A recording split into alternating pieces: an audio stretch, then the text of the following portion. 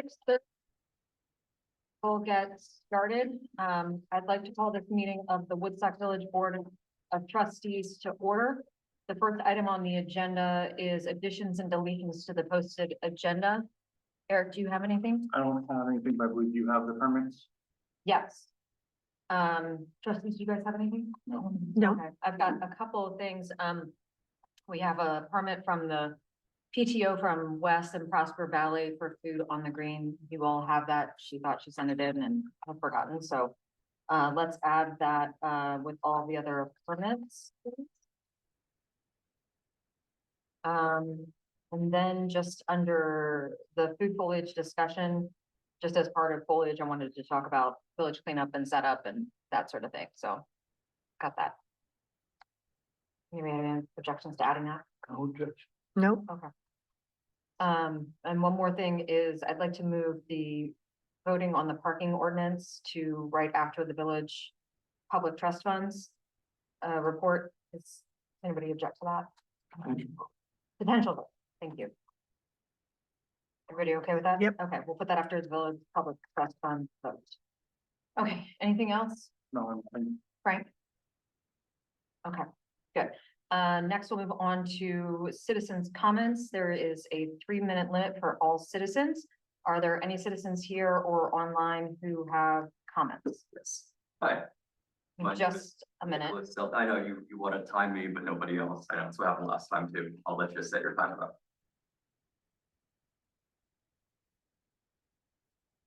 Okay, go ahead. Great. So my name is Nicholas Sullivan. I reside in the town of Woodstock and my business is in the village of Woodstock. And I have come here today to discuss very briefly during citizens' comments, the order that came out from the judge on Friday in the Joe Swanson litigation. And so he has now won the first major part of his case. And he now has a judge that has decided that what you did to him in demoting him was erroneous and had no legal support. So what's very important about this, of course, is that this is damning for his civil action against you for breach of contract. This means he wins. He has now been guaranteed a win against Woodstock based upon this decision. So, I just want to point out that your decision was now decided as unlawful and erroneous. And I would also like to point out that you have him working on midnights right now at a substantially reduced income rate when you know that what you did is unlawful and erroneous. And I don't understand how you justify this to yourselves or to the taxpayers that are here today or to the taxpayers that live in Woodstock. What you're doing is you're setting them up for a huge verdict. This is wrong on so many different levels. So there is a news story that has come out. It's been posted in the Vermont Standard on their Facebook account. And I encourage you to look at some of the comments because these people we don't know. I don't know them. A couple of the comments. One says, the only real question is how many zeros will be at the end of the verdict. And another comment says, this is what happens when leaders think they are rulers. Now they will learn the hard way. This is what people are saying about Woodstock and all of you. You need to do the right thing and put an end to what Mr. Duffy has done. The village's lawyer has charged over $200,000 to give you terrible legal advice. This is $200,000 of money that should have been used for taxpayer purposes. This was unbudgeted. You did not budget this money to use on legal fees. You are wasting money that has been earmarked and reserved for other purposes. And Mr. Khan lied on July 8th when he said it was not taxpayer money, and he lied on July 22nd when he said that he never said it was taxpayer money. He said it was not taxpayer money twice on July 8th, and Ms. Blakeman shook her head in agreement with him. That is not true. This is taxpayer money. And I have, like I said last time, I've got the checks right here. These are unreimbursed. No insurance has covered this. This is taxpayer money earmarked for other purposes. So even though Mr. Duffy has urged you to make a legally erroneous decision, which you chose to support in spite of all the law that Joe's lawyer has given to you before you made your decision, you decided to give him a $10,000 a year raise. So now he makes $120,000 a year. And, this is ultimately going to be seen by a jury as the malicious and petty act that it was. And now you find yourselves in the middle of a $5 million lawsuit. Thank you Thanks, for your Mr. comment. Duffy. Thank you. Oh, Is there you're so anybody else that welcome. has a comment? Anybody up there?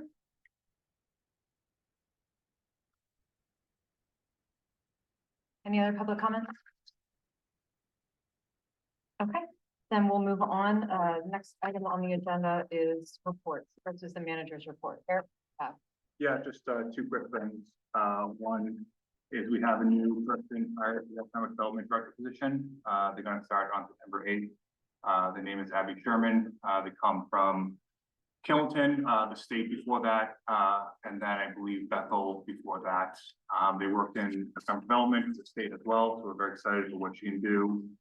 She joins us in a few weeks, getting highly recommended through various municipal experts in Vermont. So we think it'll be a good fit for us and kind of get us going on the economic development that we need here. The last thing I have to say, it's pretty public now. But the town suffered a great loss. So 2 weeks ago when Chris Barr passed away, he was a public works director for just over a year.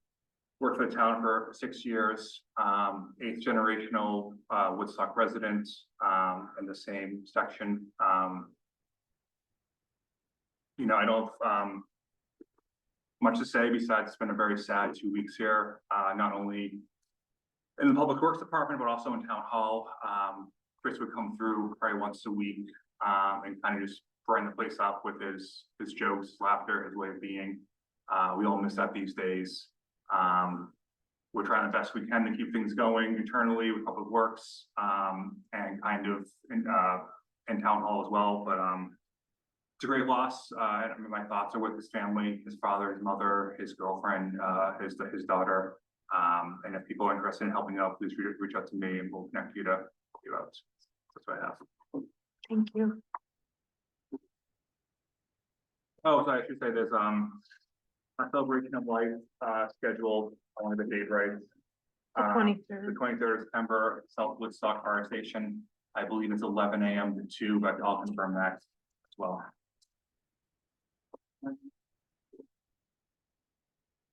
Okay, anything else for your manager's report? No. Next is the financial report. Yeah, so we're pretty new into the fiscal year, so there's not a lot on there to try to talk about. What I will say is the village is projected to end surplus for the last fiscal year. That will obviously depend on the audit when they come in, there's always some last minute adjustments. But we're gonna be here in a pretty solid place for the village, so I just want to let the trustees know that. That's what I have. So I'm happy to answer any questions. Where is the estimate? If you give me a few minutes, I'll pull up where the most recent one was. But I believe we're in a range of $50,000. Like I said, similar to what we'll talk about tax rate in a few minutes, it'll change if there's any last minute additions or reassessments that we do on the audit. And there's not, it doesn't look like there's much that has come in so far. Is that just because? For revenue? Well, for revenue or like, just under police, it doesn't like, doesn't look like a lot. Well, salaries and wages is like 12%, education is 174%, so that's already over. Yeah. Is that like front loading things? Are you talking about I'll just hold up the thing, you right answer? Yeah, under the village police department. We've used 12% of salaries and wages. The education, I believe, is gonna be, we have an officer in the academy. So that's Oh, where okay. the money goes from there, yeah. Yeah, but I think we've only had 1, 2, maybe 3 payrolls so far in this fiscal year.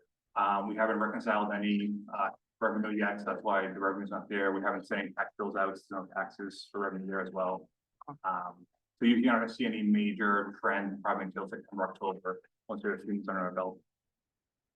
The benefits are 24%. So it's just. Yeah. Is that just, Are you on the police again? yeah, under the police? Is there something, is there like a big chunk of money that goes out at the beginning for certain benefits? Yeah, so that will be. I don't want to confirm, it could be some of the stipends. Okay. But when we look at that line, 'cause that should not be that high. The same with salaries and wages and. Yeah, my assumption is maybe some delegate that position they shouldn't be, and that's why there's a big difference, but I'll confirm that.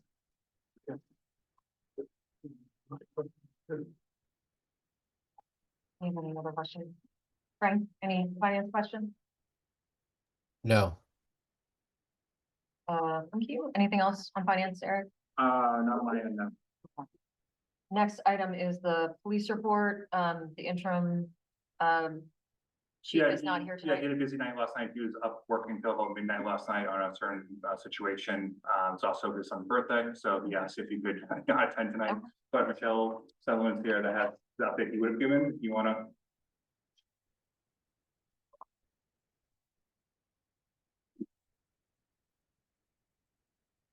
Okay, so we are in the process of getting our cruiser built, which should be back in about 2 or 3 months. We hired a new sergeant. He will start August 24th. Officer Sanuj Aurora, he's in the second week of the Vermont Police Academy. We're in the process also of updating our police website. Kitty's gonna be helping us with the update. And the meter revenue for July was $18,318.67, and the summary is in your packet. Yeah.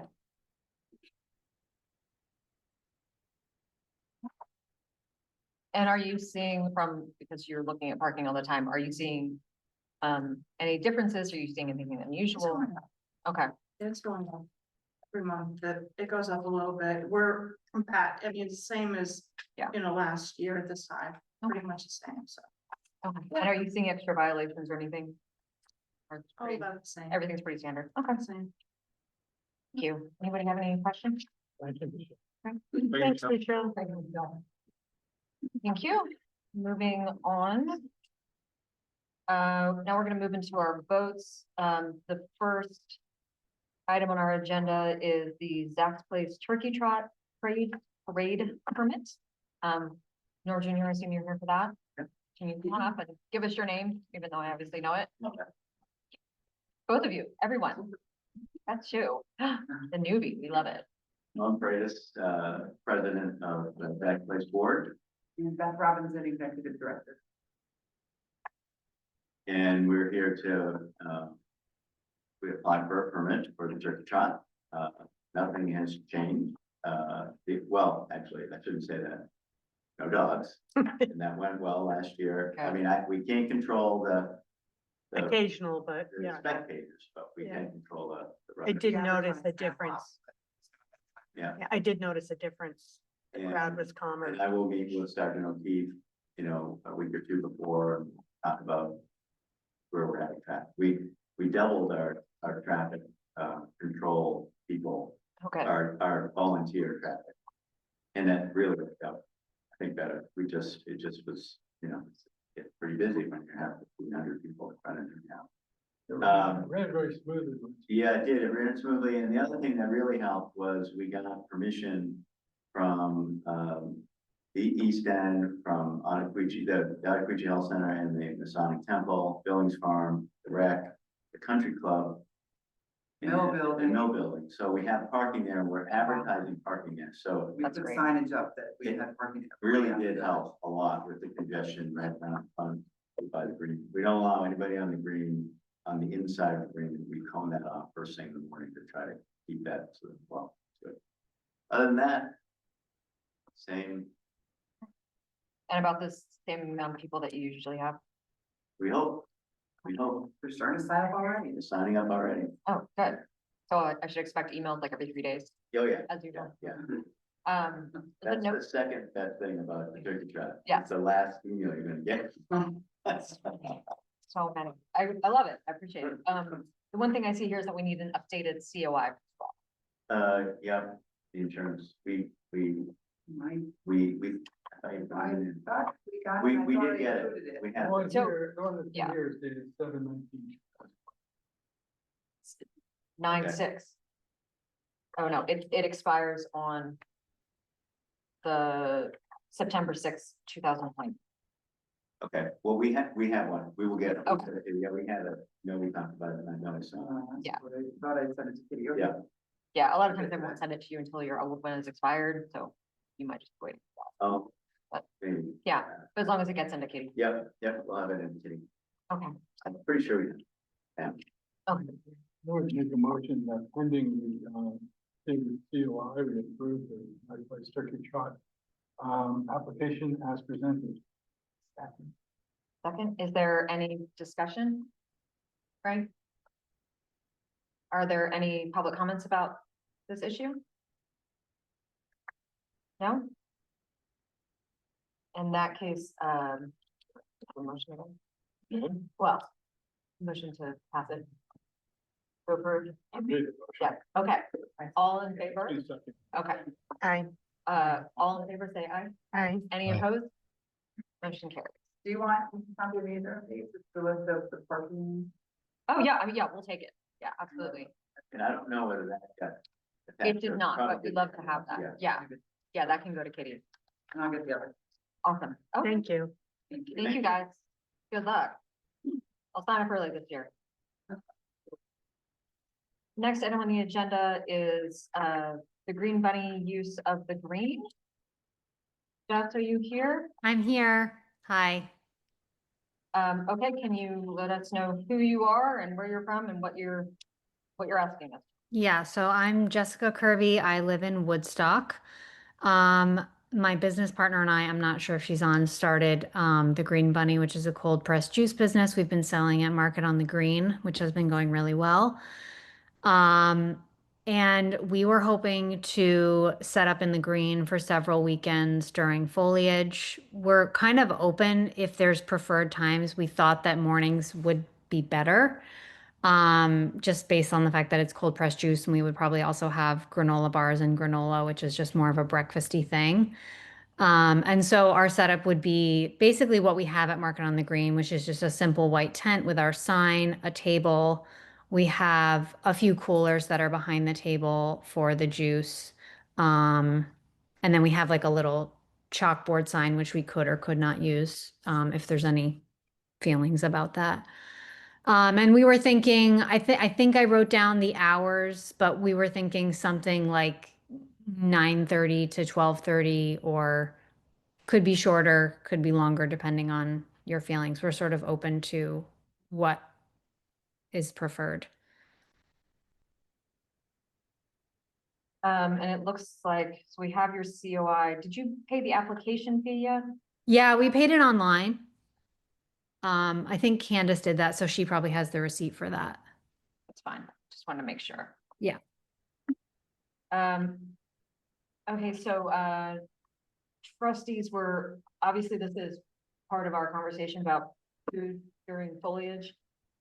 Because they're asking for sort of the prime dates. I know we talked about last time, I think, doing something where we just sort of say, first couple of people get in, put it on dates. I know Lisa had an idea about how to do that, and I think No, because this is Eric, not a normal application because it's during foliage. what you have, you want to do a Google, what is that? The hope, yeah, is if we do just a Google survey where it'd be limited who can sign up and when they can sign up. I'm still working out how we could do that. So it'd be on a first come first served basis. People could pick their dates. Okay, And once it hits the maximum allowable vendors, no one can sign up for those days anymore. I was gonna make sure we can do that, so. yeah, no, and I think that's if we decide between the five of us, how many people we want maximum per day. The people that we've already approved, you know, obviously, they've gone through the process, so they already get a slot. And then anybody else who comes in, we can either have a special meeting, or if it's just the next two people that come in, they can just take it. Yeah. So what do you all think about that? Yeah, I mean, how many people do we want on the Green Onion? Well, I think we'll probably have, the, White Cottage is there most days. So I think that's already one. And so it's how many Yeah. additional do we want? Well, they're Thursday or Monday. Yeah, Well, we want a minimum of 4 okay, on the green itself, I think. okay. I think that it sounds to me like they want to do more of a breakfast sort of, or brunch, we'll call it, idea. And I think that that's a market that hasn't been tapped into at all. Yeah, So I think it's a great idea, and I think that in conjunction with the others for more lunch and afternoon, I think that we can figure out a way to make that work. Yeah, I mean, I'm not on any of those days, we have up to 4 lunches. they're one. Well, no, they're not, there's none up there. And So we can almost do slot. Breakfast, Right. almost, but. Yeah. like a 9 to 12 and then an 11 to 3 years. Yeah. Okay, Yes. okay, so 4 max with per slot per day. Yeah, Yes. Yeah, that makes sense to me. But Jessica, how about some scrambled eggs? okay. I do not have that in my mental or physical capacity. I wish I did, because I know it would probably do well. Trustees, do you have any other questions for Jeff about this? No. Nope.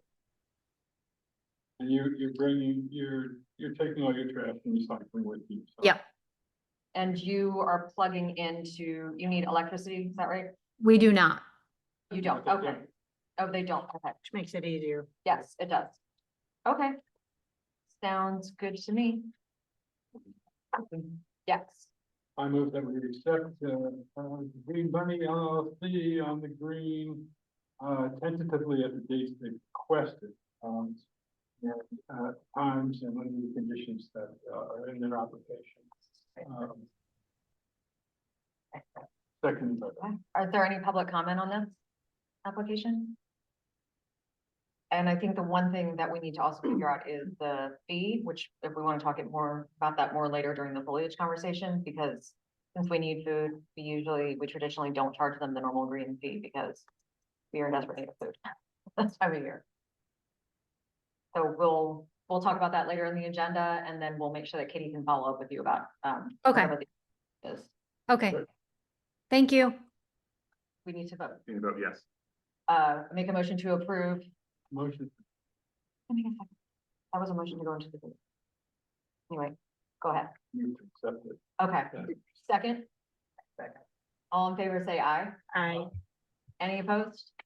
Motion carried. If I could hop in real quick, I just want to thank Jess. She's been doing a great job working with us Yes. on full foliage already. We have some she has some great ideas that we're trying to put into place to kind of make foliage much better for tourists and they have a better experience. And I want to thank Jess for that. So thank you, Jess. thank Thank you. You. Second, I think we have the OYC thing with the add to the agenda. Oh, it's already on here. Is it on there? Yeah. The permit amendment, Woodstock Community. It's already on there under the, Woodstock, community event, community day. I didn't see it, sorry. Next item on the agenda is Bookstock 2026 use of green and banner permit. Let's hear me talk about I am. that. Um, Okay, in some sense, this is exactly the same as last year. But we are, in terms of the use of the green itself, we are still trying to figure out, if you remember, we had a disastrous weather situation and we are considering different approaches for who's going to manage what's on the green. We've talked with the chamber about having, because they're better at managing some of the aspects of a green event than we are. And so they have tentatively, informally agreed to have a kind of a market on the green type event on the green. And we would probably have one relatively small tent, similar to the children's tent, maybe a little bit bigger. That was a 10 by 20 tent. It was like a real tent, if you know what I mean, as opposed to a pop-up tent. But we won't have the large exhibitor tent for sure. That was a huge 40, 60 by 80, 5,000 square foot tent. And we probably will hold the book sale indoors probably at the elementary school. So we're trying to finalize that. But we wanted to reserve the green for the weekend. We've paid the fee. I asked that we could use the deposit from the past year, which hasn't been returned. I forgot to ask for it to be returned, but you already have last year's deposit. So I think one question that you might ask, and I don't have the answer to, is whose insurance, if the chamber does manage the events on the green, whose insurance policy would it cover? And we're in the process of talking to our insurance company about, we don't have, as you remember last year, we don't have the certificate of insurance for 2026. We have the certificate of insurance for 2025, and you guys have that information. And we're going to use the same insurance company with the same policy. So anyway, so it's really the management of the tents and the activities on the green is up in the air, and the exact tents that would be there would be up in the air. If the chamber, one possibility and the most likely one is that it's just like Market on the Green, which is that people have pop-up tents and there's only one kind of bigger tent that is in the place of maybe 3 pop-up tents. And that we won't have the same kind of issues we had, like, for example, with the tents being open overnight and we have to have a path through and all of that stuff. It would be more like a Market on the Green. So if that raises any questions or concerns and so forth, then now, it'd be good to know it now rather than, it'd be good to know it early, so. It raises a question for me. I really think it's a separate, application. If you want the chamber to have an event on the green, like Market on the Green, which is, to me, there's nothing to do with Bookstock. Although if you want food for Woodstock, or Bookstock, I can understand that, but otherwise it seems like a separate thing altogether. Well, I think, yeah, really, when I say like Market on the Green, I think that they would be, one approach is that they would be doing it under our, I suppose, guide. In other words, they would be a vendor to us, in effect. They're managing things. We're willing to take responsibility and insurance. We're willing to take responsibility for it. It doesn't have to be done that way if that presents a problem. But we're not. When I say Market on the Green, like, what I mean is vendors with pop-up tents, as opposed to, we had 10,000 square feet of the big staked tents and so forth, which require, 24 hours of preparation and 8 hours of tear down and all of that stuff. And we're trying to move away from that. We're trying to move away from that to the degree that we can. But if we were to do it, what I'm describing, so we're not going to have people selling corn and potatoes. We're going to try to get literary vendors, but there might also be art vendors and so forth. We would love to have, the Green Bunny and the kind of food options that Market on the Green has. And by food options, I mean people serving food to the visitors. We clearly want to have that as well. And the chamber has those contacts and knows how to manage the people coming and parking and setting up the tents and doing all of that. So we're really sort of, in my mind, we would be subcontracting that activity to them. And we're prepared to take responsibility for it. But if that creates a problem, there's more than enough time for us to work it out, with a different kind of application. I'm trying to be clear, John, and it says including food and music, so it's not arguing food and music. Sorry, could you say it again? Your application says food and music. That's just typical. Well, there is food and music at Market on the Green. Yes, I know, but there's other things too. So is this limited to food and music for this event? Oh, no, sorry, no. Sorry, it should have said vendor. Sorry, I apologize. No, it should say vendors, food and music. And also potentially a book stock, not potentially, very likely a book stock children's tent, which would be similar to very similar, just a little bit, probably a little bit bigger. We want to expand it. It's similar to the children's tent we had last year, which has, reading. It has, kids' activities in it, but not anything that requires kind of equipment or anything of that sort. It's just, books and art activities, face painting, things like that. Non-industrial, it doesn't require equipment. That sounds very much like part of Bookstock. Yeah. I would really like to see the chamber come and describe what they would be doing, separate than this vague aspect that's in this. Okay, well, it sounds to me as if really what we're, if we're going to take responsibility for it, I think we should be the ones to describe it, and we have to work out with the chamber what we would like them to do for us. So I'm happy to postpone this and answer that question. Maybe I can just check now if there are any other questions and so forth, and then I totally understand your question is very reasonable, Jeffrey. We can resubmit this. Okay.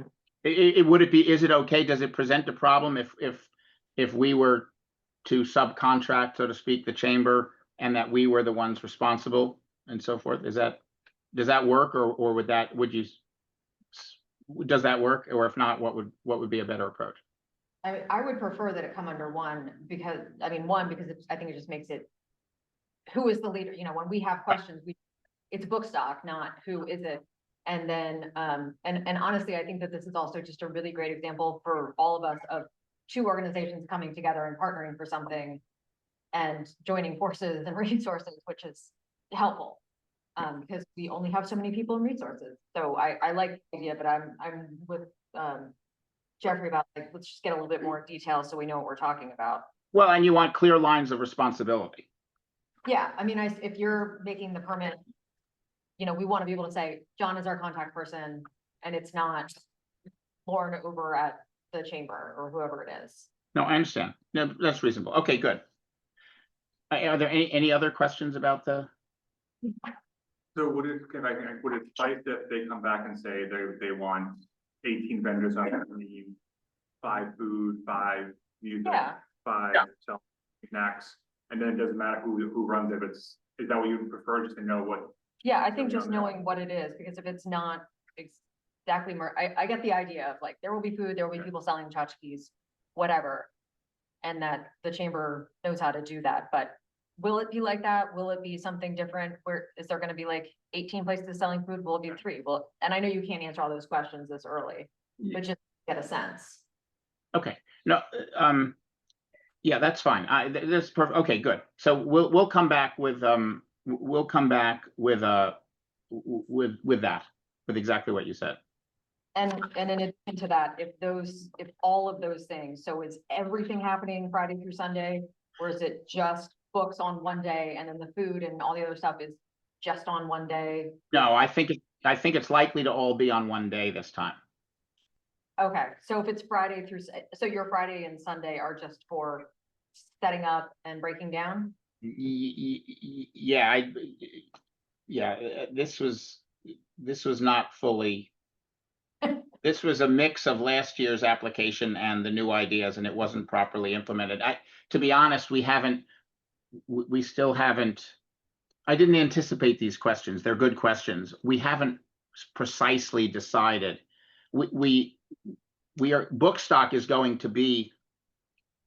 going to have activities starting as early potentially as Thursday night and continuing through Sunday noon. But the green is going to be more limited. It'll certainly be all day Saturday. I think it will probably only be all day Saturday. And if we don't have many of the huge tents, we're not going to need, you know, a whole day beforehand and a whole day afterwards to tear it down. So we'll get more detailed about this before we submit another application. Hopefully we'll do it in a month. We'd like to kind of hold the date if that's possible without a permit being approved yet, or at least be told if another application comes in, so that we would be, you know, we could get an answer to your questions without losing the date. Yeah. We can hold it. Yeah, you feel better? Yeah, John, will you be ready for the next trustees meeting in September? I think we will. It depends a little bit on the chamber, but I think we will. I've talked to Lauren and Beth, and we're all in conceptual agreement, but I think getting to the level of detail that you appropriately want, we just have to make sure we can do that. So I'll keep you posted, but my intention is to come back in September. Is it a month from now, September? Yeah, second Tuesday. And John, we can talk about if you want some assistance on how to put it together. I'm happy to help. Okay.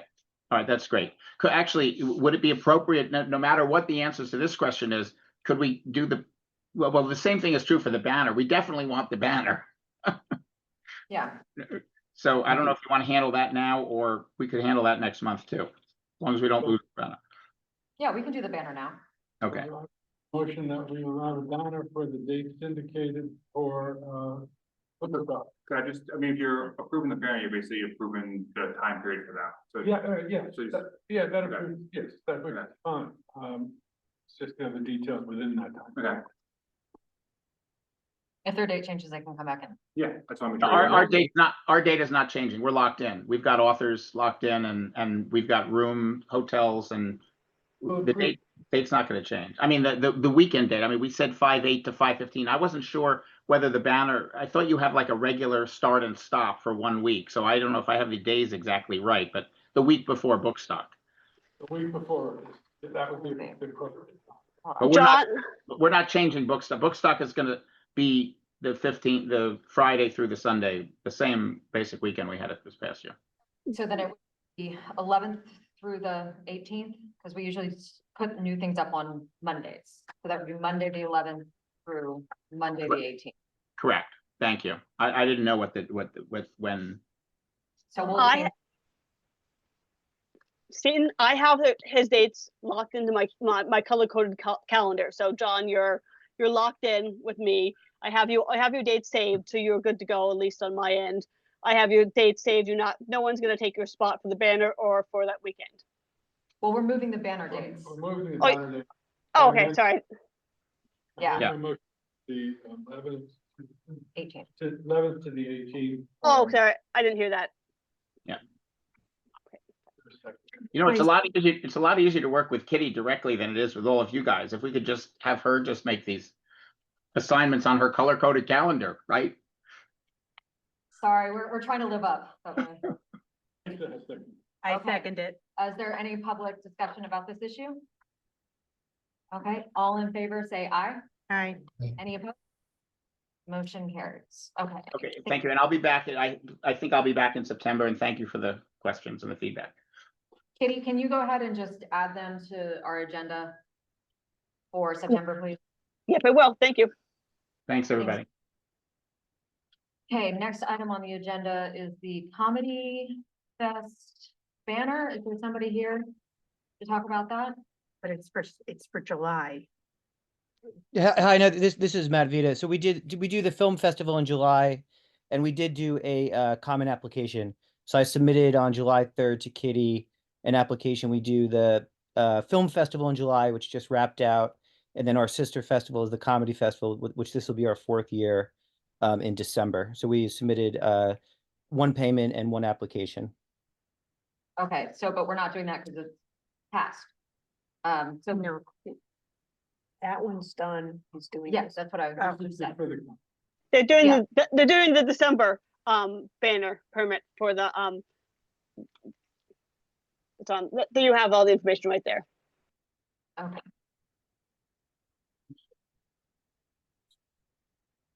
I don't know. Kitty, do we have anybody for that? Looks like it is December 1 through the 8th. Yeah, they just did. So Matt, they just did the comedy fest, and this is for the film festival, or do I have that backwards? Vice versa. So December is comedy. Yep, and I've got it. Yep. Oh yeah, because the film festival just happened. Okay, that's what it was. Sorry, I had those two backwards in my head. So this is for the comedy fest, and it's the first week of December. Yep, exactly. So then this is for December 1st through December 8th, because we always put them up and take them down on Mondays. Yes. Okay, and Kitty, there's nobody that's reserved that spot yet? No, they got there before, so I put them into that slot, and they've already paid their application fee. Also is,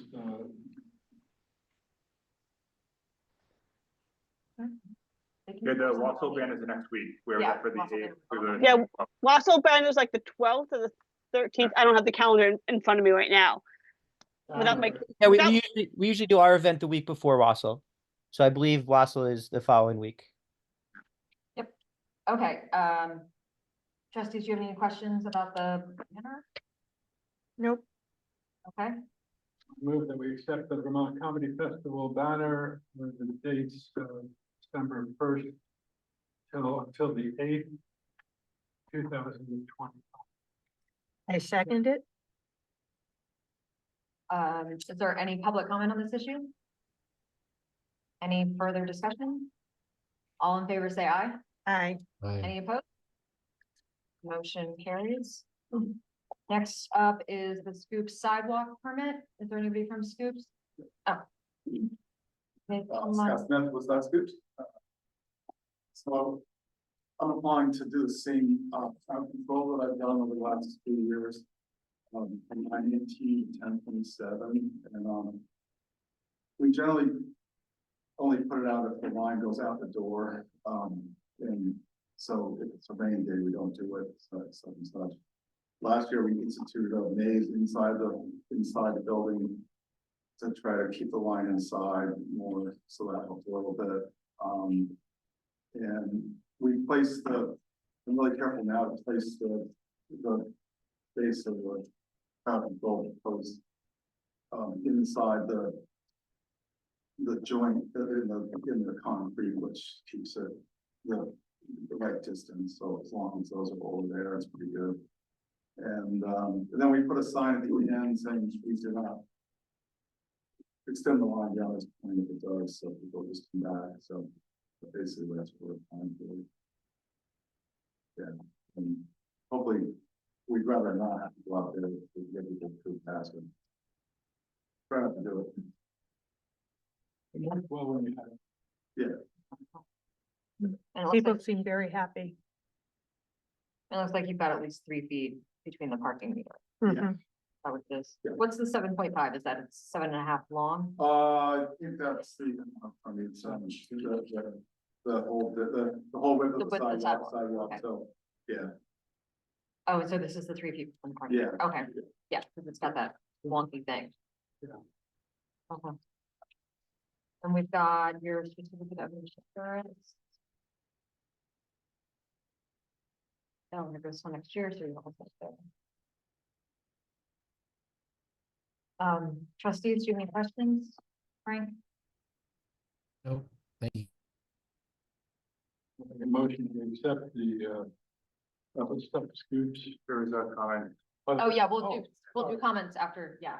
Well, okay, I'll make a motion that we accept the Woodstock Scoops, application for a barrier as described and as shown in the photograph for, dates of this fall. Second. Is there any public comment? Yeah. Come on up. And give us your name. Just Roger Logan, Woodstock. First of all, thank you for the work you do. Secondly, I think you should approve this permit for Scott. Because I think he came here with a reasonable expectation based on what's happened in the past. But I also am gonna be a pain in the neck and say, if you have a regulation, if you don't enforce the regulation, you don't have a regulation. This structure is clearly in violation of the permit, of the regulation. First of all, the regulation states explicitly that the only things that you can permit are window boxes, planters, benches, and ramps. It doesn't say anything about stanchions for crowd control. Again, maybe the regulation needs to be amended to include other objects. This also 3 feet between the parking meter is a violation of the regulation, which says there will be a minimum of 5 feet between the object and a parking meter. So again, I think you should approve this because I think Scott came here with a reasonable expectation that this would be approved. But I think that the town and village should enforce their regulations, and if their regulations don't work, they should change them. Thank you. I'd like to respond to that, just to say that. Okay, sure. I do believe that we have power to make variances when situations are determined, and we would like to do so. And that this doesn't destroy the regulation, and we have to make a variance. Okay, I mean, can I respond to that? But we need to vote on a variance. I mean, if the regulation is not enforced consistently, then I would have a reasonable expectation of coming here and saying, I'd like to put a 50-foot long wading pool for very small dogs on the sidewalk. Go ahead, that'd be awesome. And have a reasonable expectation based on the fact that you are granting a variance in this situation. So again, I think if the regulation is not working, rewrite the regulation so that people have a clear understanding of what is permitted and what's not permitted. Again, I think Scott has done what he's supposed to do. You should grant him this. But I do think that we should not be in the habit of changing regulations on the fly. I hear you. Thank you. Okay, thanks. Thank you. Because of that, I think we should make a Yeah. motion to describe this as a variance, as a Also a separate vote. Yeah. separate vote. Allow it as a variance from the regulation. only for the dates and in the manner described. Okay, so then it's a variance on the width of the sidewalk to go to 3 instead of 5. And then a variance to allow a stand. Okay, you get all that, Eric? Yeah. So I make a motion to first have a variance, to allow 3 feet for an object on the sidewalk instead of 5, and to allow a stanchion on the sidewalk. Is there a second? All in favor, say aye. Aye. Any opposed? Now I would make a motion to approve this permit, from September 18th to October 27th from 12 to 7 PM. Is there a second? Second. All in favor, say aye. Aye. Any opposed? Motion carries. Thank you. I'm not going to, any variances for swimming pools on the. But little dogs and cats.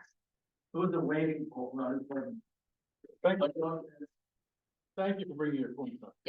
No, I appreciate it. You know, at the point And we look forward to you helping us rewrite the ordinances. there. Okay. I know you do. Next item on the agenda is a permit from Walks and Wags for use of the East End Park. Is there someone here? Okay. Go ahead and give us your name, where you're from, and talk to us about your permit application, please. Oh, you're muted. We can't hear you.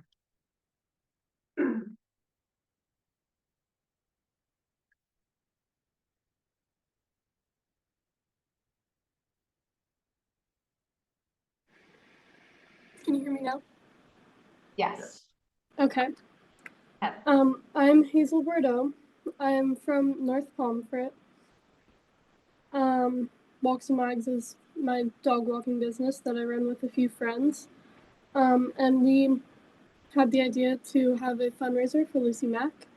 And then we didn't have a place to do it. And then we found out that you could apply for a permit to do it at a local park. So we chose East End Park. And we want to run a trivia night, which would be based on animals for like families and parents and their kids. And we would have like a sort of pop-up tent, like the ones they use on the green, set up with like a table, the prizes out. And then at like the top of the field, there's like the little walkway, and we would have like a little ticket stand charging like $2 or $3. That's how we make the money for the Humane Society. And then we would have like a donation bin where people could donate extra.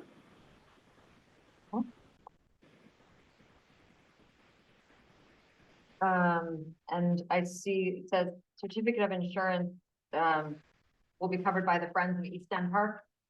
Yes.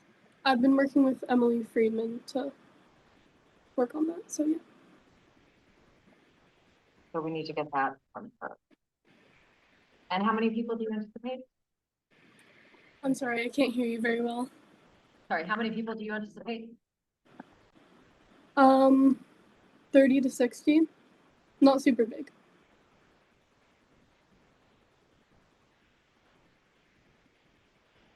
Does anybody have questions on them?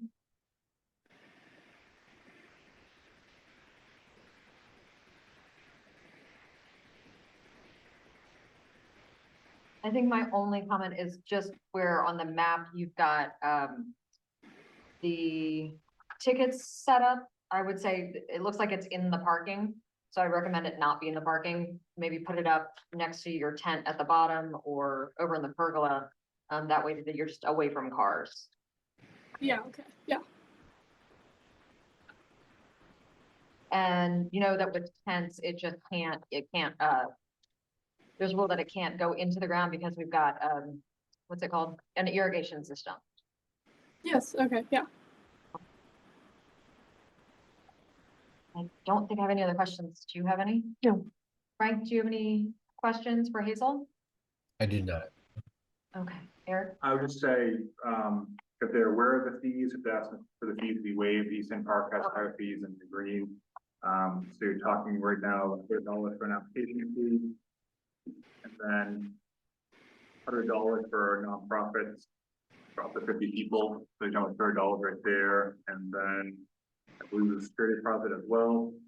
So I don't know if they're aware of all that, or if they're asking for some of those fees be waived, but I just want to bring that up before. Thank you. Oh, you're right, because we don't have any fees that were received. Are you aware of all the fees that are required, Hazel? Yes, I was told that those would be handled by Emily. So your East End Park is paying the fee? That's what I was told, yes. Okay. Do we have anybody from East End Park here? Yeah, right. Okay, East End Park is not paying any fee that I am aware of at all. And I'm a friend of the East End Park. I'm one of 4 people. okay. Are you aware I also had a question about whether these dogs were gonna be, oh yeah, please come up. Please come up. Thank you. And give us your name so we've got it on the record. Barbara Berry. And I'm a member of the Friends of the East End Park. Okay, And, I was not aware of this at all. okay, Not heard anything. okay. So you don't know Emily saying anything about this, about using your COI? Okay, so we need to get some clarification on that. Yeah. I think, and it looks like you've got the date for the 17th. It was the 24th. Oh, it says the 17th here. That's August 17th from 5:15 to 7:30. Yeah, so that ended up getting changed because that would only leave 4 days to advertise. So we changed it. I think I told her about it. She never responded, but So it sounds like there's some extra communication that needs to go on with Emily. Oh, okay, there's that. So I'm not comfortable making a decision until we know about fees, until we know about COIs. What does That's fine. everybody else think? That's what I think. I agree. But we have to Or the date has. have one. I mean, I can't make a decision on this without having answers to those questions. This is the first I've heard of this. Okay. Brenda? I agree. Okay. So Hazel, I think where we are, because we don't know about the fees and we don't know about the COIs, I think we're gonna table this for right now, because we need to have that option to make a decision. So if you wanna follow up with Emily or whoever you need to follow up with, once you get that information, if you can follow up with Eric or Kitty, and then they can let us know what's happening and we'll figure out, where to go from there. Yep. But I love this idea and I really hope we can make it happen. We just need a little more information, that's all. Okay. Thank you, Hazel. Hopefully we'll, can I leave the meeting or am I supposed to stay? unless you want to hang out, I mean, Okay. fun, but you don't have to be here. Thank you, Hazel. Okay, next item on the agenda is Sustainable Woodstock Pollinator Garden Event on East End. Yeah. There's somebody. Okay. Okay, let us know who you are and what we're talking about. So we worked with the Friends of Easton Park and Wild Bee Farm to put in a pollinator garden at the park. And now we'd love to have a chance to share it with a group of people, just talk about pollinators and how our community can support them in their own gardens.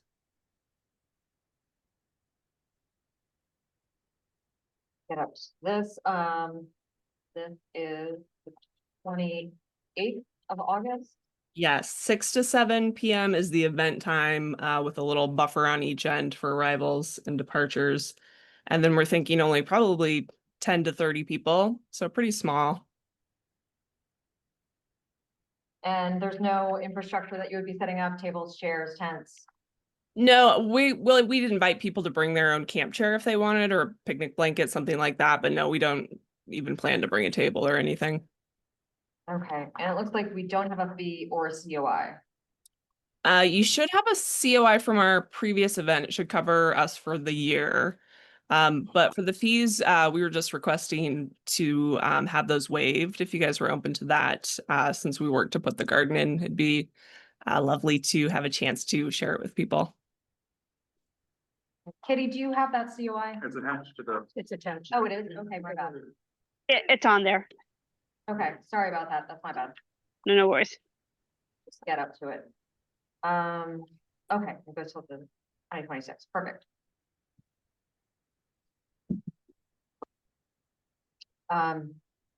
Okay, discussion? I think it's a great idea. Thank you for putting that garden in. It's lovely. I think we should wait. Okay, I agree.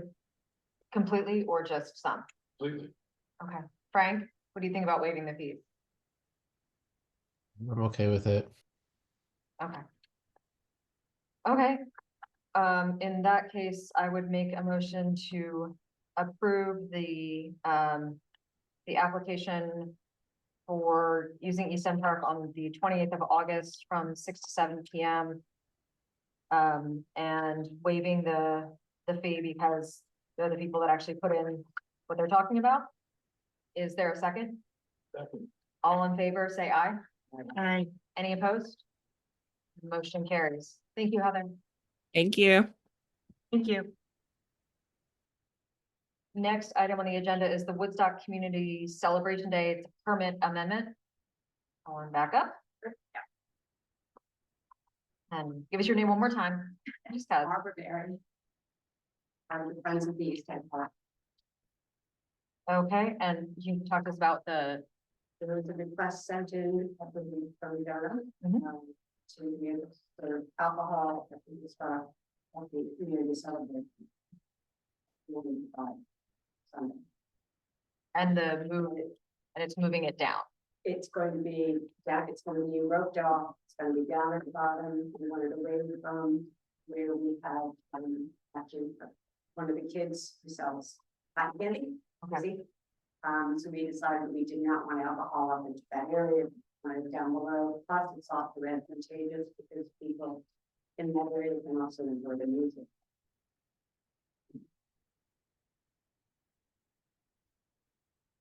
Okay, we've got the liquor license all set there. It's on the BGL levels. Yeah, and Jonna did a really good job of explaining it with her emails and her pictures. Yeah. We will use that to tell everybody this is how you do it. She's been excellent in checking I that. will send you that message. Yes, so I appreciate it. Trustees, do you have any questions or concerns about this? No. Opposite of concerns. Big thank you. What's happening? I just hope everybody comes. Frank, do you have any questions or concerns about this application? I do not. Okay. In that case, I would make a motion to approve the update to this permit for the East End Park.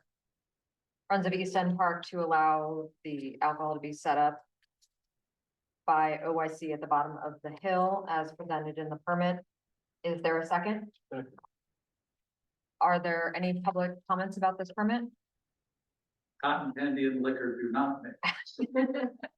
That you know of.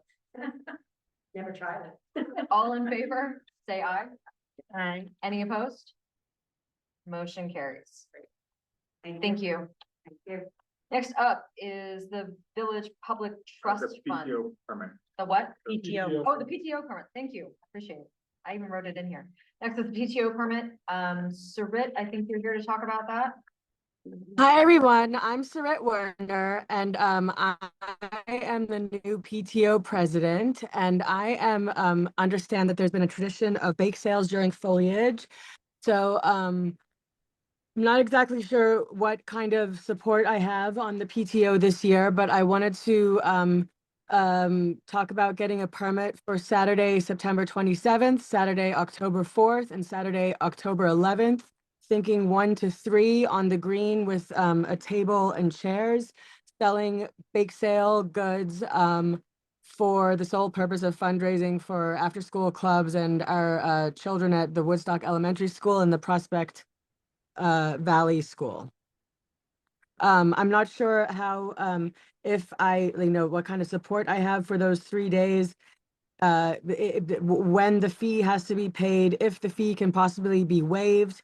I know that, the COI is coming from, Miss Hecker at Woodstock Elementary School. I'm new in this position, so this is my first official foray into, my PTO presidential, responsibilities. Okay, so it's 3 Saturdays, the 27th, the 4th, and the 11th from 1 to 3, and you're planning on just baked goods? Just baked goods and possibly cheese. Yeah, and Okay. cheese, donated like cheese for donation. And probably just table and a tent? A tent if it's raining, but if not, it's I'm thinking just a table. Okay. But I'm also, if I don't get support, then I might cancel one of those days. I just wanted to put it out there that I'm thinking about those 3 Saturdays. Saturday. Would you consider doing this on Sunday? Would I Sunday. consider doing it on Sunday? What was that? Yeah, Sundays instead of Saturdays. There's so much going on Saturday. Sure, we could consider doing it on Saturdays. I mean, on Sundays. If you like that better. I was just thinking about my schedule, but I can consider doing it on Sundays for sure. If that works. Let's move my request to all the the 28th, the 5th, and the 12th. Also 1 to 3, I think is best.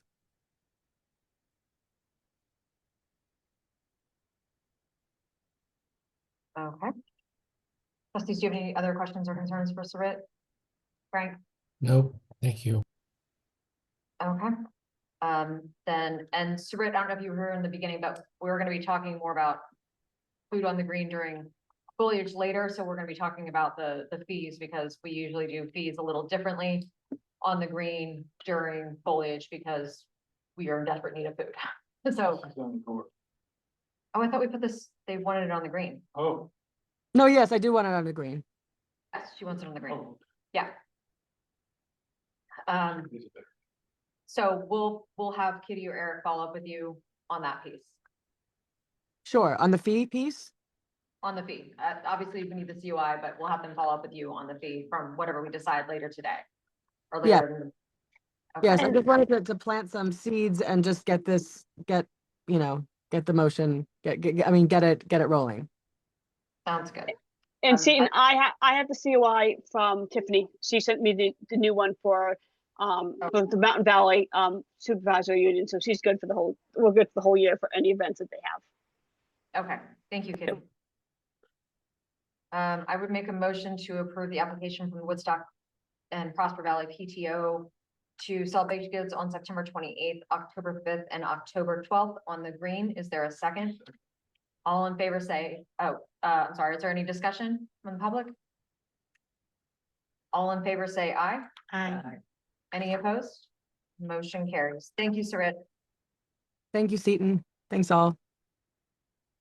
Next, now we'll hear from the Village Public Trust about the Village Public Trust Funds. Come on up. Tell us your name and who you are and what you're talking about. So I'm Jill Davis. I'm your trustee of public funds village. And it's time for us to talk about our annual discussion about what we do. So it's a decision that we agreed I and you make together. So I come with a proposal and I'd like to go through those today. Okay, so we have 3 funds. And let's go through them one by one. So we have the Orley Whitcomb Fund. And the balance of that is about 78,000. Last year, we agreed to spend $5,000 toward the cost of the community care coordinator. And we agreed that we would make this donation annually, so long as the fund, so long as the $5,000 was between 5 and 8% of the fund value. And it's 6.4%. So I would propose that this money is, pays for the community care. Has that person been hired? Yes, Carol has been Oh, working okay. all year. So this is a partially paying for them. Some of the money comes from Mount Scottney. They're managed through the Thompson Center and by a group of organizations in town, the Hub, the Thompson Center, Otapuchi Health Foundation, so that she works with all of those different social services organizations. Awesome. Thank you. So do you agree that one? Do you want to make proposal one by one or all together? Oh, go ahead. I move that we, agree with the proposal for $5,000, for the community care coordinator for this year's, fiscal year. Is there a second? I second. Any public discussion on this issue? Okay, all in favor, say aye. Aye. Any opposed? Okay, motion carries on that. Okay, next one. The old fire station fund, the balance of that is 26,567. Last year, we agreed to propose to village voters 1,700 annual disbursement toward the tree fund. This is the only decision that we can't make. It has to be voters. It can be at a regular meeting. We never actually got to make that. We never got to take that decision to a meeting. So I propose that we make a we have 1,700 from last year, we make another 1,700 this year, and we take this to the next select board meeting to ask the public to approve $3,400 towards the tree. Question about that. Is this select board? The purpose of the village. I'm sorry, I misread it. To the next trustee meeting. Yeah, okay. Yeah, sounds good to me. Yep, I move that we, do this. What was just proposed, a $3,400 payment to the tree fund to be proposed to the village government. For fiscal year 2026. That includes funds from 2025. Add up to $3,400. And can we make it, can we note that it goes in the September meeting? Yes, I did. Okay. Right. Okay, the third one. Oh, wait. Wait, we have. Oh, sorry. I second. Is there any public discussion about this item? Okay, all in favor, say aye. Aye. Any opposed? Motion carries. Okay, go ahead. Okay, the third fund is the Frank Mackenzie Fund. So the balance of this is 4,406. And I propose that we disperse the full amount of this for the 2026 July 4th fireworks. Those are the donor wishes, and then we close it. It costs us more to keep a small fund like that open than to do any good, so we might as well spend the money before. I have a question. Sure. They don't know what's gonna happen with the fireworks next July, correct? The select board is working with an individual and their forming committee to try to make it happen, correct? Okay. There was a potential increase in the cost. Right. But we're waiting on a contract from the company to ensure we have it. Okay. We have a date. Right now, the only date available is July 5th, which is a Sunday. July 3rd and 4th have been booked for a number of years. Yeah. Oh, there's only one day. Well, this might help them, so, but if we approve this, they'll have an additional $4,406. Correct. For any increased cost. Okay. And this is the 250th anniversary of the country, so it's a big year for that and a reason to have power. So I would make a motion that we would agree with Bill's proposal to disperse the full amount, frankly, Fund, close it out to be used for 2026 July 4th fireworks. Is there a second? I second. Is there any public discussion on this? In that case, all in favor, say aye. Aye. And opposed? Motion carries. Great. So, thank you. So I'll write the disbursement checks now for, the Orly Whitcomb Fund and the Frank McKenzie. Who shall I make the Frank McKenzie one payable to? You have to write that one down. Off on that. Well, can it go into, Just go into a fund, so it's done. Yeah, it could go, you could, town of Woodstock, and we allocate it to the firework fund. And then I'll write the check for the audit fee. And then after the September meeting, we'll do the tree fund, and then that's the year's list. Thank you. Thank you. okay, next item on the agenda is, I wanted to move we moved the parking ordinance conversation up. So I'm gonna hand it. Well, I think we're through it. Jill, do you need to go through the Rockefeller Fund? Oh, sorry. Oh, good catch. Yeah. Yeah, well, yeah.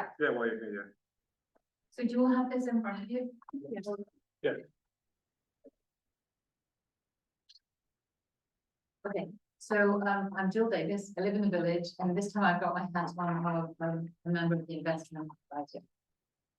So we come and report to you once a year about how the fund is performing. And then our other action is to pay and the endowment fund's contribution to village taxes and town. And once you agree your FY 2026, we can decide what that amount is. Going into that. Okay, so it's good news again in that the fund total for the end of the year was 2,193,243. So it went up 7.5%. And that money is in stocks and bonds, and then a local fund and one community loan fund as well. There's 125 in there. That's increasing every. We got to 7% even though we've made 87,500 payment to the town and village last year. We made a change this year that we were 60-40, 60% stocks, 40% of bonds. And with your agreement, we changed that to 75-25.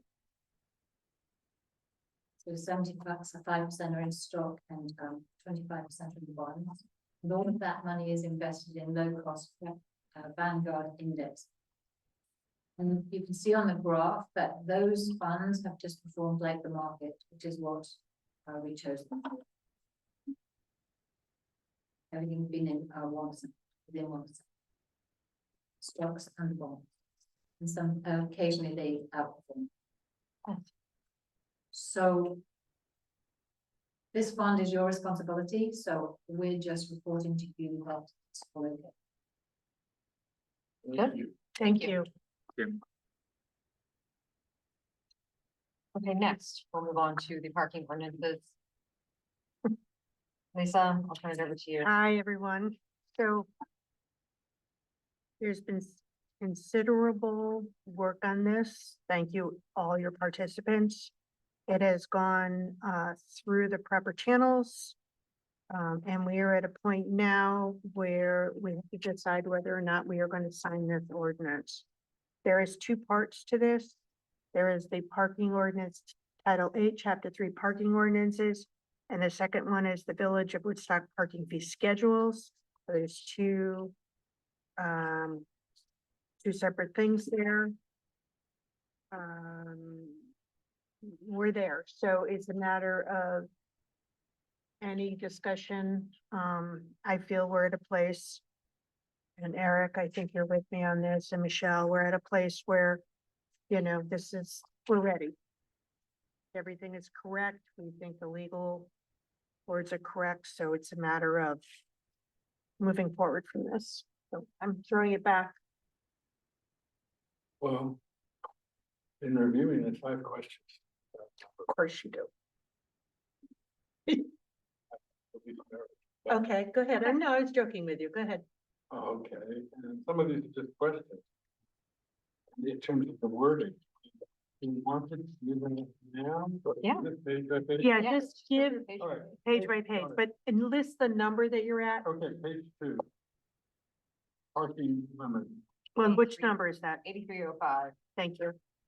Yep, Question, under the second stop there, next to the green, meters on South Park and North Park. Route 4 West. North Park, are there meters on North Park Street? Where? I mean, the ones that, Along the green. along the green. okay, so you're calling kiosks meters. Well, It's metered. it's metered parking. Okay, that was my question. Yep. It says meter. And there are kiosks there versus. Yep. You want to be specific about what's out there? If there are no meters. Well, I guess the question is, if we get specific, what if we change? So I think the vaguest term would be correct, right? I'm looking over at Eric. Yeah, I mean, I wanna look at the definition you have for meter parking. Oh, we don't, We have a definition for metered parking. Yeah, we do. have parking space. No, there's metered parking.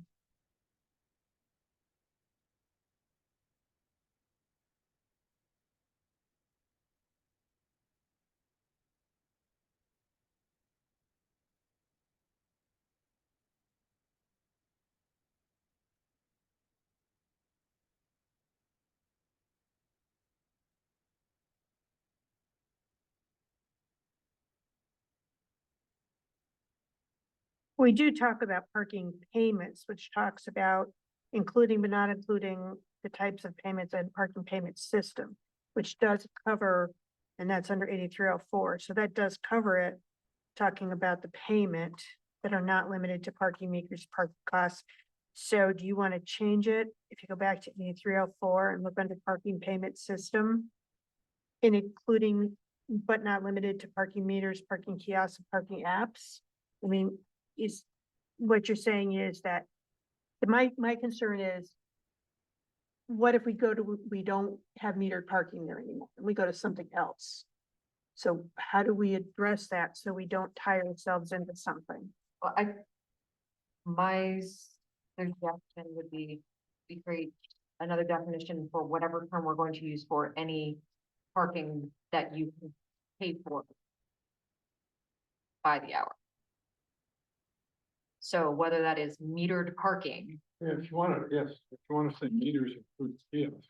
well, yeah, I'm gonna say, well, we can call it metered parking or whatever, and then say metered parking includes parking with physical parking meters, kiosks, or mobile payment. Does that make sense, Lisa? Well, I have to figure out exactly where I'm writing this, so fill me in The again. other definitions. Which number is that? So under 8304 with the definitions, if we decide that what we want to use is the term metered parking, or if there's something better, but it's hourly parking maybe is what we call it. I think hourly parking would be better. Okay, Only because then we'd take away the metered versus coin versus. okay. I mean, it's metered, the definition of metered being meeting out. Roger, you're looking at me like you know what the better word Well, is. this is. No, metered is fine. Metered is fine, that's just between metered and meters. Yeah, so if we call it metered parking, I don't even know where we're at. We're just And- not like add in definition. So, yeah.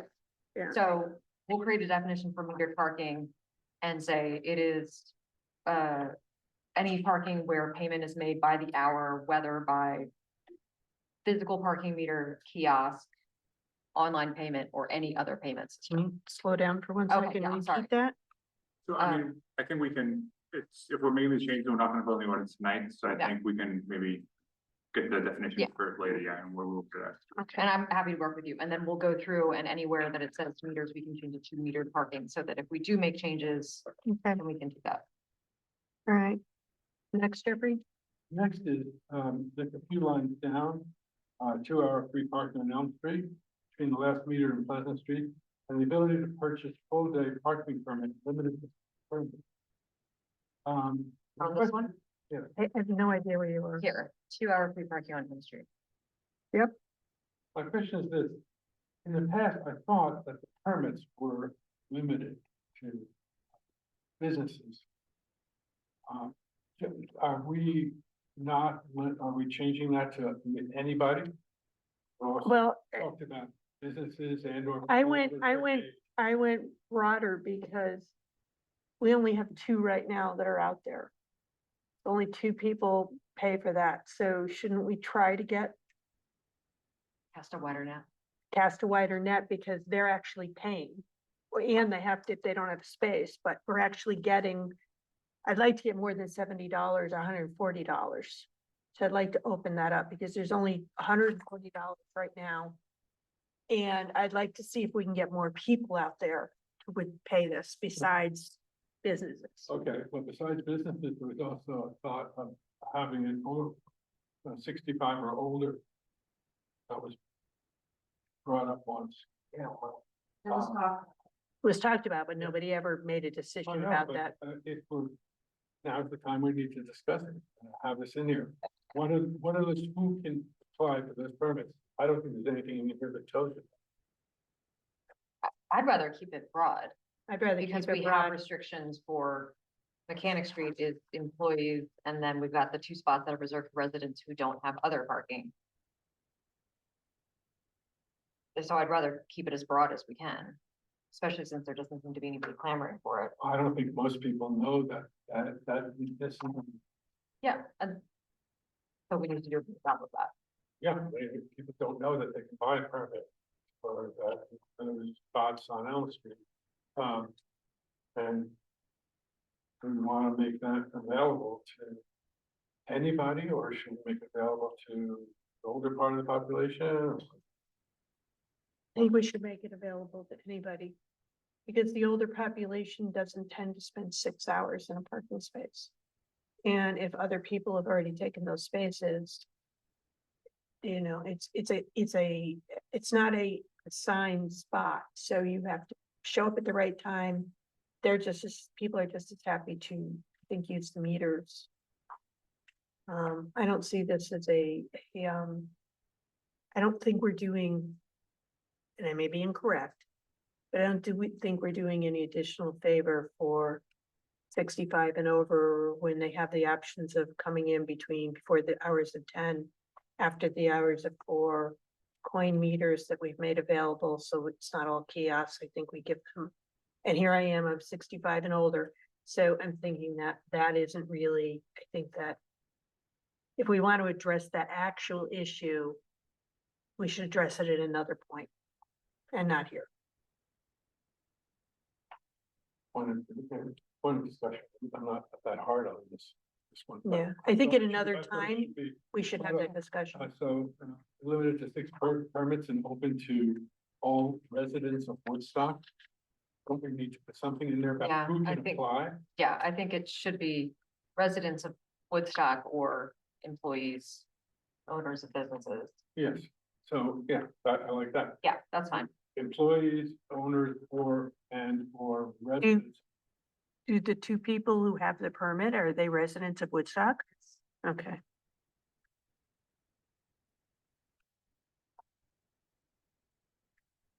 All right, Residents plus employees or owners.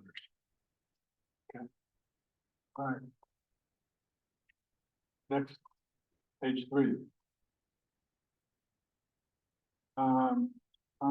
Under County Street permit parking, it says, very last dotted one, it says Saturday is open anywhere in Mechanic Street lot. Is the parking permit properly displayed? I don't believe that currently on Saturdays, the parking permit needs to be displayed. On Saturday, that lot is open to the public. Completely. all right, we'll take that out. But you would need to display your permit so that you don't pay. No, Saturdays, you don't Free. need a permit. Yeah. Mechanic Street is But not the meter space. No, we're talking about the Mechanic Street lot. Okay. All right, that's out. That's what this is. Oh, I think of the Mechanic Street lot as the entire No, lot. no. Do we have that defined? Yes, Okay. You have the Mechanic Street lot.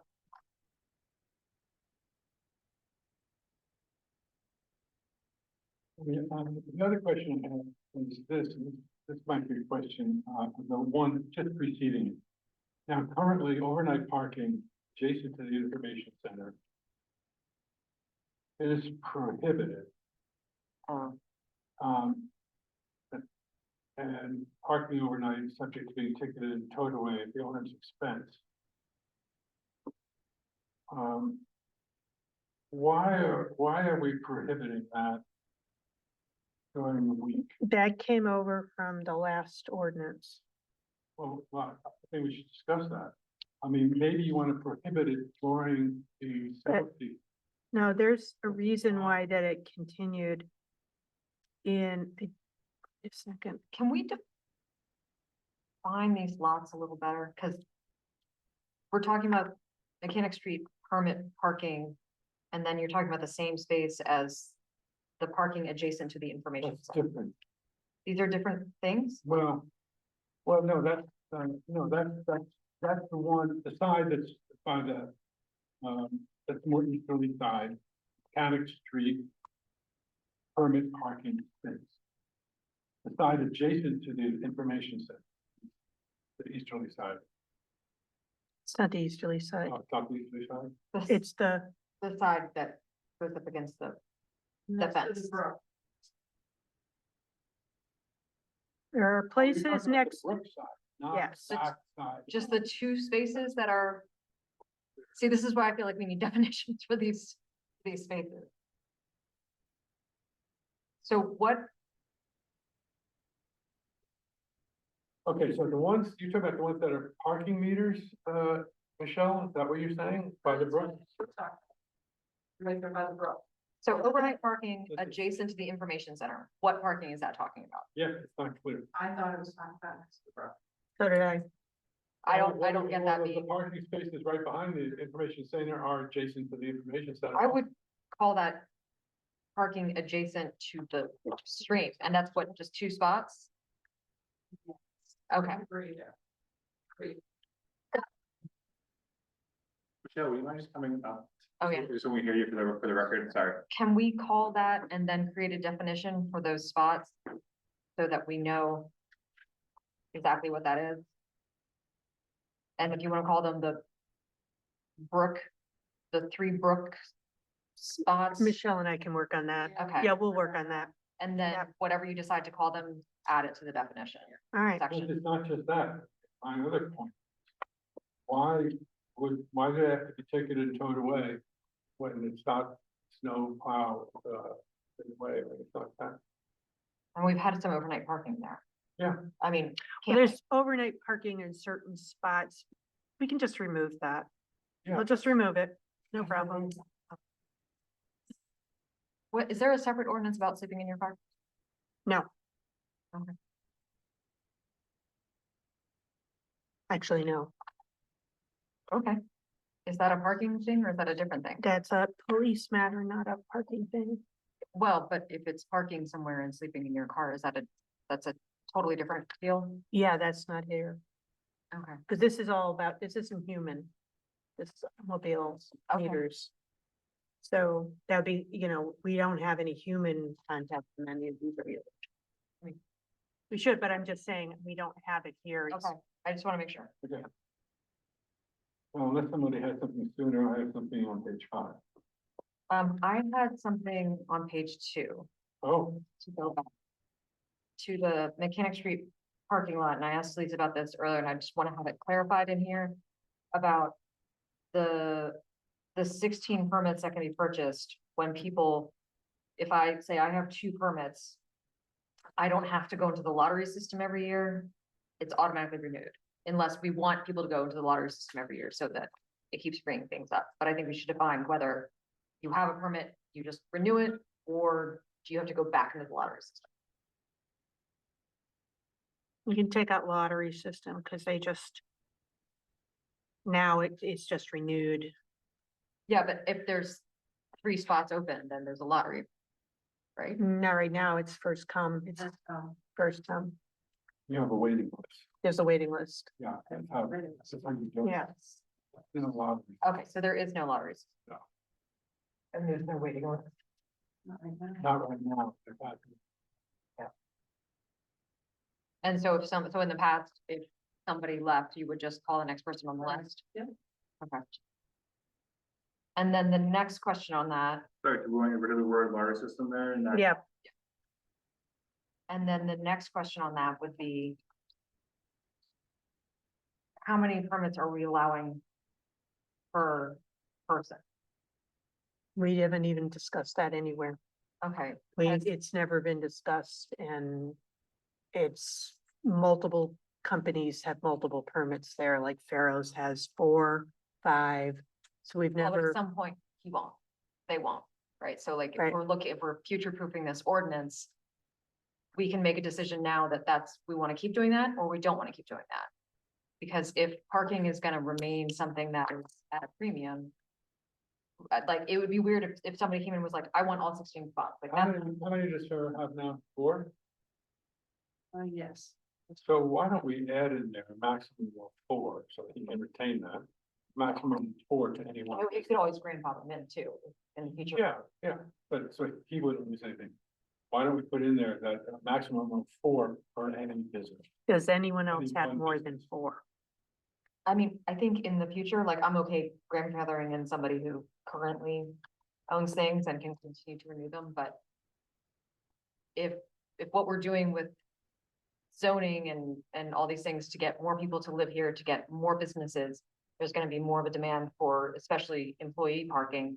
So I think in the future, it would make sense to be like, okay, each business gets, everybody gets, you max out at 2, and if there's any left over, yeah, you can have the next 2 or something, but Okay, I don't have a problem with that, I mean, as long as you grandfather. But I'm somebody happy to does that. grandfather and grandfather everybody in and say, Okay. it's yours until you, whatever, Okay, so you want to put a maximum of 2 2 per for person.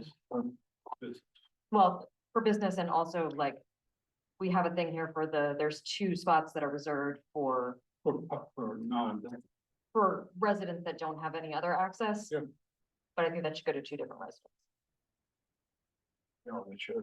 Yeah, so like include that in there for the 2 permits that are reserved for local residents. That's 1 per household or whatever it is. Yes.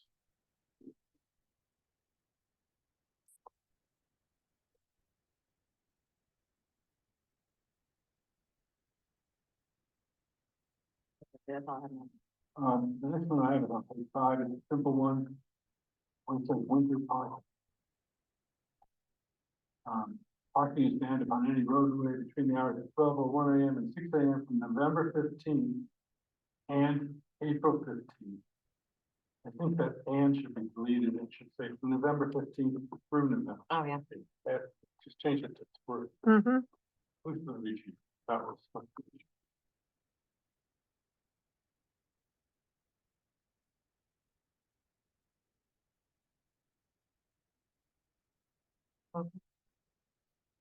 Anything else? On page 6, a similar type of question on the Church Street.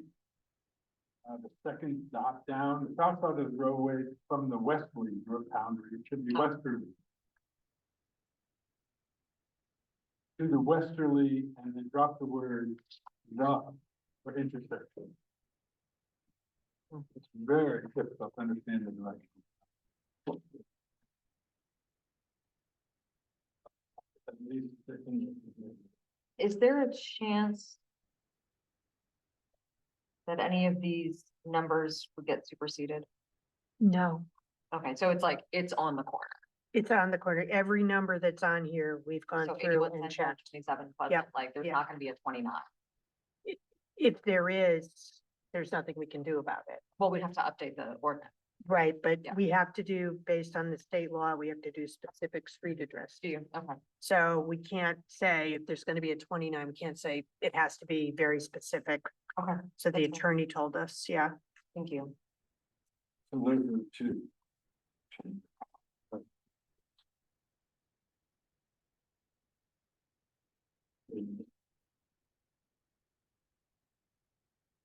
I don't have anything on page 10, so somebody else.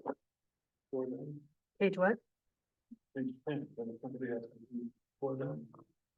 Otherwise, I have page 10.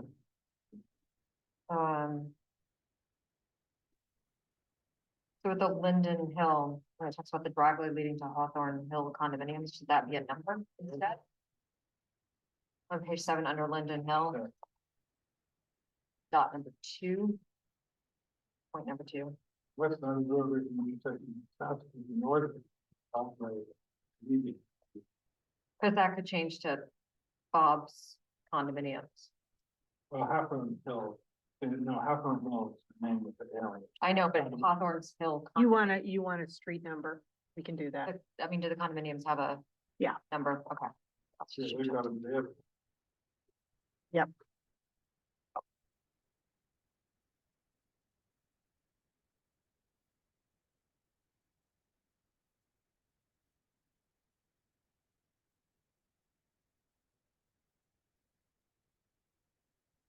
What do you want then?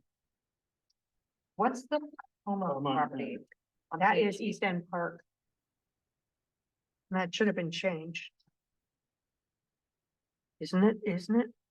It says under Pleasant Street, municipal parking lot. North side of the roadway from 20 feet westerly of the entrance to the Oh. municipal parking lot and. That should say East End Park.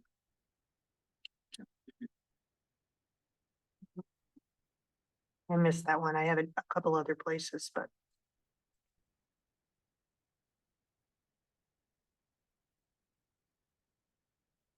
And the same sort of thing with the address for St. James, that turned into. where is that? Oh, St. James. Whatever, yeah. I was changed to Holy Cross. I can't find it, so. On page 8, under Prospect Street. The church I grew up going to.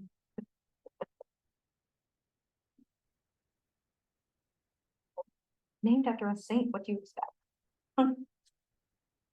Yeah, so instead of in front of St. James Episcopal Church, say in front of whatever their address is. We ran into that difficulty, remember, Michelle? Because we Yeah. couldn't figure out what address it is.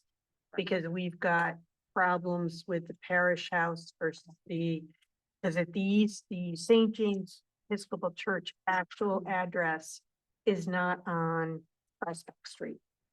Number 2, St. James Place? Is not on, it is actually on Route 4. It's actually on It was number 2 St. James Place, not a real address? technically no. What is the 911 address? But for number 2 St. James is really to, what is that down there? Pleasant, not Pleasant, down Church. Yeah, it's technically to Church. Prospect doesn't have any buildings technically on it. According to, I did the Lister and I did 911. Okay, So technically is no building on Prospect. Because the main entrance is not the church entrance, it's the office entrance, which is on Elm, Church. okay. So there's if you look at it, parsonage is here. Yeah, no, I get that. Yeah. But technically, there's no building on Prospect.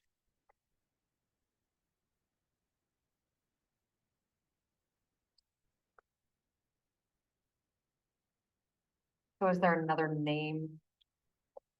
I don't know what to call it, because there's technically nothing on that street. I think it's gonna be there for a long time. Maybe that's. I mean, we can just take out in front of St. James, but the church isn't technically there, so we can just take out in front of St. James Episcopal Church and completely take it out, and then it's done. Yeah, it works for that section. Yep. Yeah. Okay. And just take it out. So what is this? So is this not called St. James Place? In front of the church? The church, in front of the church is Prospect. Front of the church says St. James. It's not technically St. James when it comes to what we went through with both the regulations from the state and And I guess my question is, instead of It's saying, actually Prospect Street, it's not St. James. oh, Prospect just curves? It makes a right angle? Michelle, help me. We went through so many of these. I'm just trying to figure out the better way to name it. So What? maybe just figure out the better way to name Yeah, it. we can look in with the. Yeah. Right. Church isn't really there at all. Apparently Not not. the whole time, you know? Technically, no. The Holy Spirit. is not. Okay, continue.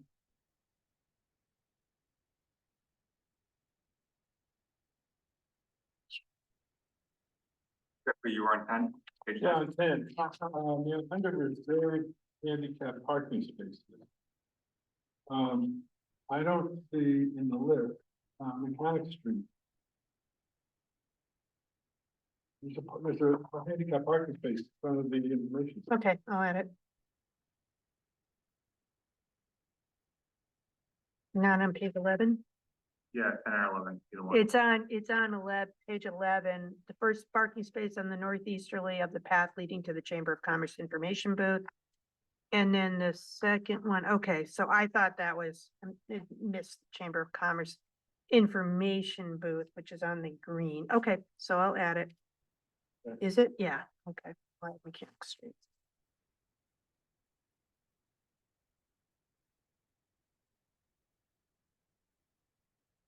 I'm never gonna go page 14.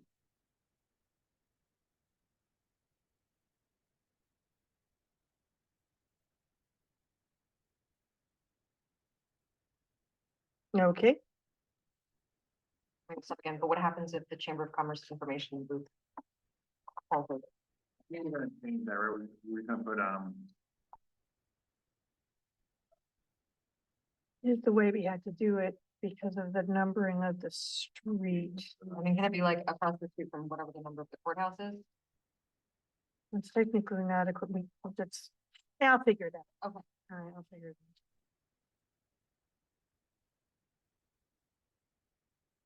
Do something else. Just page 14. Okay. Go ahead. Okay, under 8317, parking violations, fees and penalties. Where it says administration of this ordinance is but not limited. Ticket, not limited to. It says the, Okay.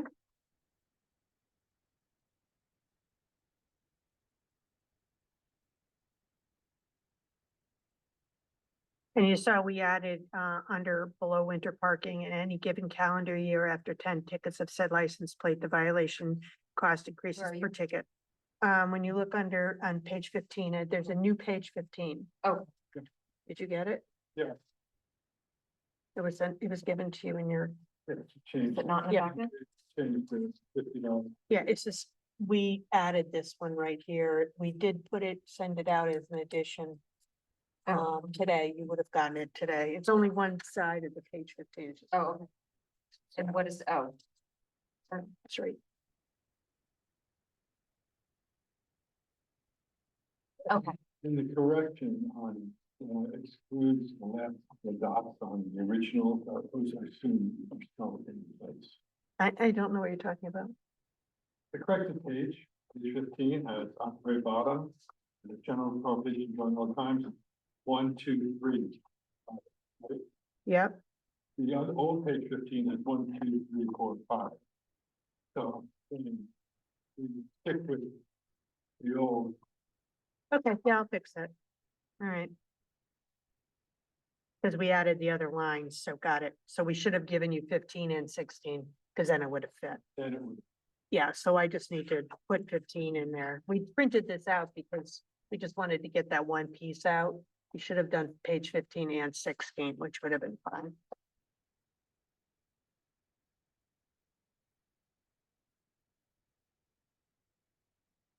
Okay. Page 16. Maybe problem. Talk about. I think we just strike it. There- Correct, what there- number? Well, page 16, the very first dot on top. Within 20 feet of any intersection or crosswalk at any intersection.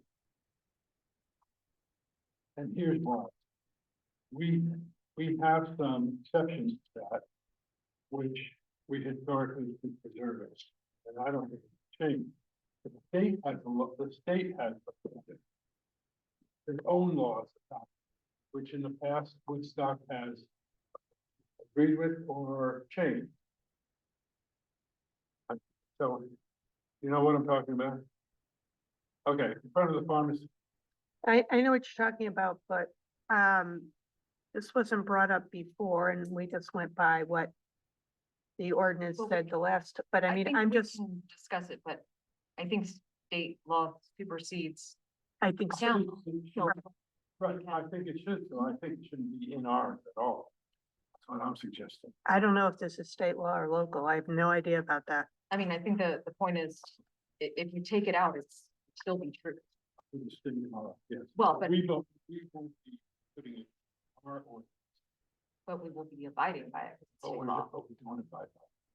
But we should abide by it. We should abide Well, by it. Now, for instance, we took away two parking spaces. As you know, from, the blind shop. That used to be there.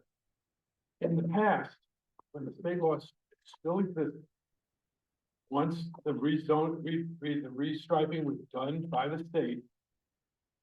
So when Phil Swanson was manager, we then erased those and put the parking meters back in. Had two spaces there. And for the 47 years I've had this in the village, there's never been an accident when those spaces existed. But we took them away last time to honor the state law. However, we didn't take them away in front of the pharmacy. And we're not following, and I don't think I don't think we need to. Unless the state on their own desires comes in and says you need to do it. They're important spaces and we need to preserve as many park spaces as we can, especially when they don't present a threat to the public. So even if we don't put any of them back in front of the clown, we still are not following what this says elsewhere. That's my point. Now, I don't think this should be in here. Let the state continue with it. But if we're allowing what we're allowing, let's not say otherwise here. I honestly don't know when state supersedes village. A lot of what's, let me finish, Jeffrey.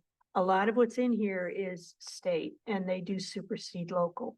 So I don't have an answer to that question, but I will get back to you on that. Well, this is our ordinance.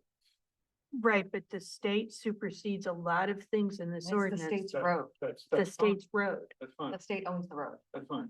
This is what we're writing our ordinance. I'm Not- just saying legally, I don't know what we can do, so I think we need to set this aside for now and get back to you on that, because the person who knows about all this is Chris O'Keefe, and he's not here to look up the statute. So I literally can't answer you, Jeffrey. I don't know the legal answer. Well, I mean, I do know the legal answer.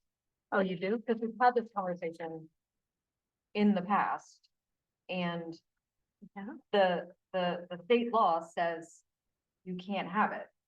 And Yes. so we have been, and so when the state redid the lines, what they did was they correctly did not put spaces in front of the flannel shop, because that's the state law. Why they made a mistake and put the ones in next to the crosswalk, I don't know. But it happened. But it's against the law. So technically, the state can come in at any time and say that. But more to the point, we know that it's against the state law and we've just decided to ignore it. Which then asks the question, what other laws are we going to ignore, right? Well, Like, I don't know, but we've decided to ignore it. That's why I just don't think it should be in our ordinance. well, then we That's fine. shouldn't ignore it anymore. We should correct it. Oh, But we're not going to write an ordinance that says we're not going to abide by an existing law.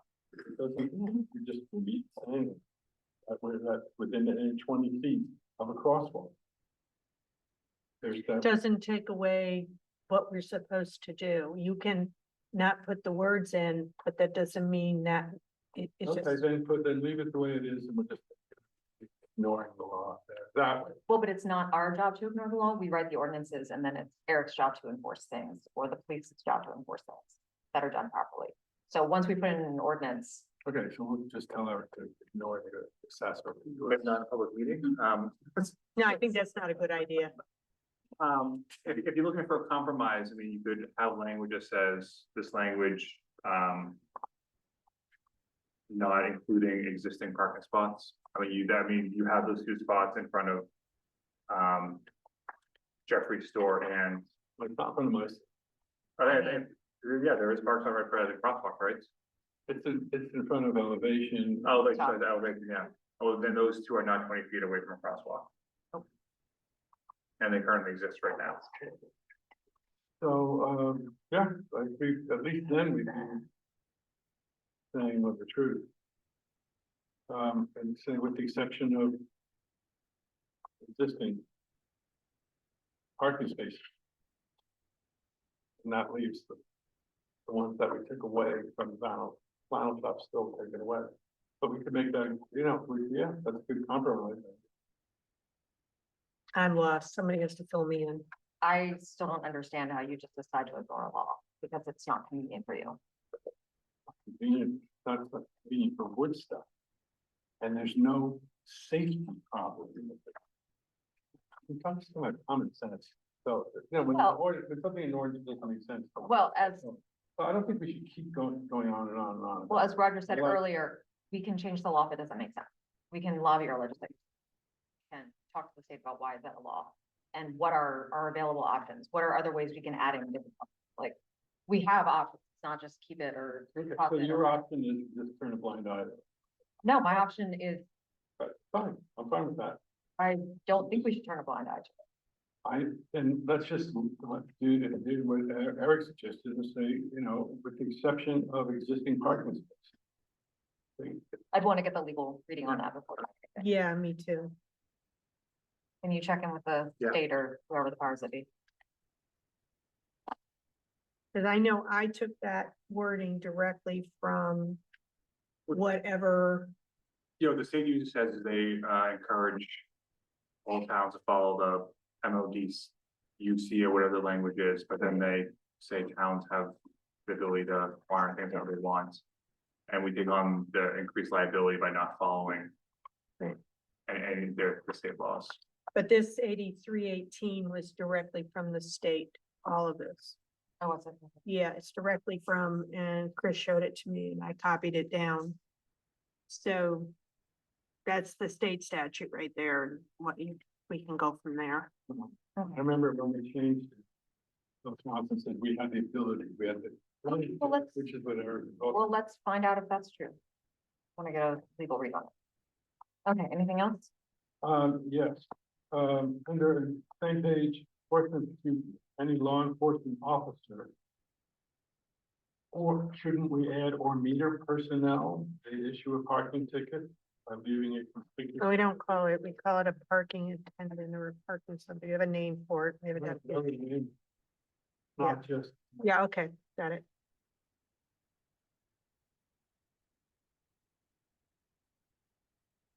on the next page, currently I was under the impression that people got a parking ticket, and I know that they've often gone to the police department. And, Chris has decided whether, oh, you shouldn't, or Michelle, somebody should or shouldn't have it. But the reading of this says that's up to the municipal manager. I didn't tell people to come in. Well, the wording is because, for example, if the police chief is gone somewhere, the municipal manager, so it's, or the municipal manager, that way, if the police chief is in the hospital for 4 weeks, we've got someone to make the decision. Yeah, and this is, if they go and argue it and Chris says, or someone who says, like, no, we're not gonna overturn that. They can then appeal it to me or my role or Right. whoever's in that office. And that person then look into it. So it's a kind of, you go to the police department, say, I don't think I should have got this ticket. Police department says, we should have, they have an opportunity then to appeal it. That's fine, this doesn't say, take your appeal to the police department first. It doesn't. It just says go straight to the municipal Just manager. go straight to you. Okay. I think that's correct. think it should go where it goes now. Then if that doesn't work for reasons like you just said, then go to the municipal manager. Okay. And the second thing on there that I don't get is, it says, and it says they have to do this within 30 days and so forth and so forth. And the municipal manager thing has 30 days to issue a decision on an appeal. Comes to you.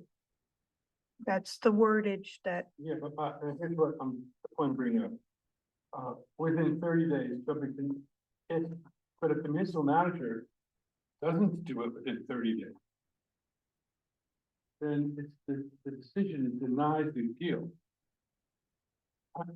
I don't think that's fair. I don't think that's right. I mean, you have 30 days. First of all, the complainant has 30 days, and you have 30 days, all of it. If you don't do it in 30 days, I think their appeal should be good as opposed to denied. I don't hate that. I mean, that's how things tend to be in courts also. Things get dismissed if they're not done within a certain time period. You say it should be done within 30 days. It's not going to be dismissed. from my understanding. Okay, I understand what you're saying, but then which is fine, but we all have to agree to change the wording on here. Because this is written, this enforcement procedure is written from the old, so I mean, Oh, okay. we can do that, but we have to agree You to have it. to agree. I agree. Oh, yeah, no, I think it should be the failure of the municipal manager to issue a written decision on the appeal within 30 days shall be considered a decision allowing, not denying. Oh, and this also says within 7 parentheses 30 days of the date. Oh, the 7 should be out. I don't even see the 7. Where are you? The first sentence line. on 17, the last beginning of the next sentence right here. It says within 7. Oh, yeah, that should be 30. It's 30. And so if we're adding in, first it goes to whoever at the police, then it should be, it goes to the police chief or whoever, and then the police chief has X number of days to respond. If they do this, if they don't this, you don't like the answer, then it goes to the municipal manager. Municipal manager has 30 days. And if municipal manager responds, it's this, municipal manager doesn't respond, it's this. Okay. Are you sure?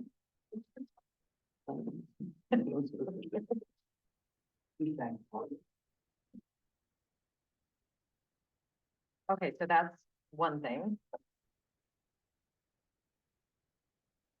And then and then let's also look at the description of the parking violations. But the thing that is separate, that gets voted on separately, is the fee schedule, is that correct? No, she gave the wrong one. Oh, okay. Wait, she has the wrong one in. It's supposed to be the parking fees, which is here. Okay, where is it? Which? She has one that we signed. Okay, so that could be taken out. One. 8308. And what you're looking at, that's gone. You don't even need to see this. 8308? 8308 is within, she printed it wrong. So just Okay, take so it out. Yeah, it goes away 100%. 100%.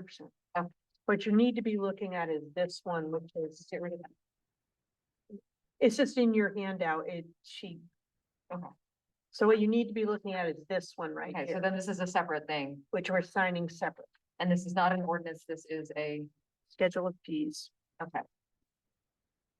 Which means that we can make changes and not have to do the 60 days, whatever, which is what you have to do with the ordinance. Okay, Correct. got it. Okay, walk us through that, please. Oh, it's simple.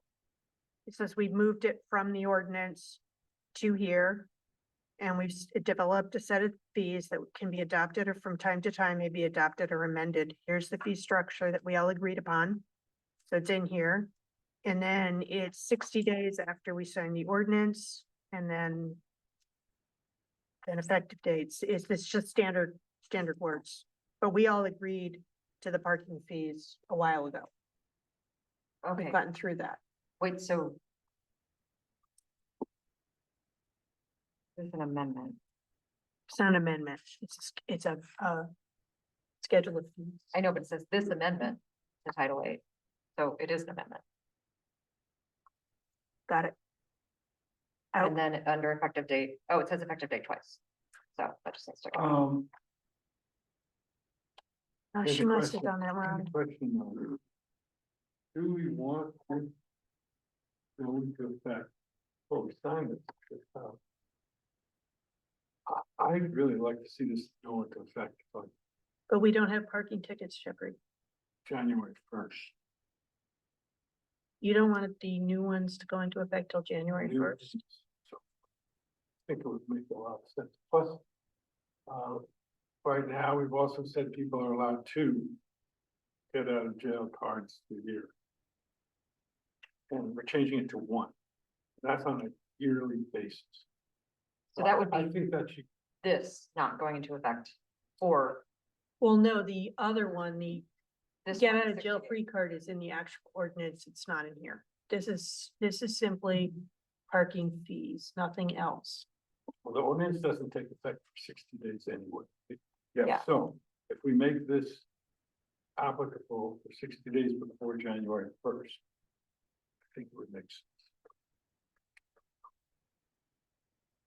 Which part? The ordinance? You, or- both of them. He Both says of both of them. Both of them. Make it 60 days before January 1st. So basically, end of October or November 1st, something like that. So that, I mean, we could put that in the language of both, this becomes effective pending that if it doesn't get a call back from the, Well, you can't do that. You can't do that in writing. It has to be 60 days. Yeah, it's 60 days. okay, so You can't- we can't say it's gonna go into effect 90 days. No, Okay, no. As far as I can look into it, as far as I understand, it's 68 once it's adopted by the board. yeah, that's the language, yeah. okay, so then what's 60 days back from January 1? Besides which, all these changes have to be made. Oh, well, yeah, but the question is if we want to say it's January 1, I'm a little concerned about that because if we get someone to do a petition, that throws us into February. So we get somebody who says, but it will throw it into February, Jeffrey. So, but otherwise, some things don't make sense to start before January 1st. I get that for. So hopefully nobody will Well, wait, fight it, and if they do, then. well, can we, like, with this, with the. Well, calendar year, right? So. Does that say for you only get 1 pass per Per year? calendar year. So.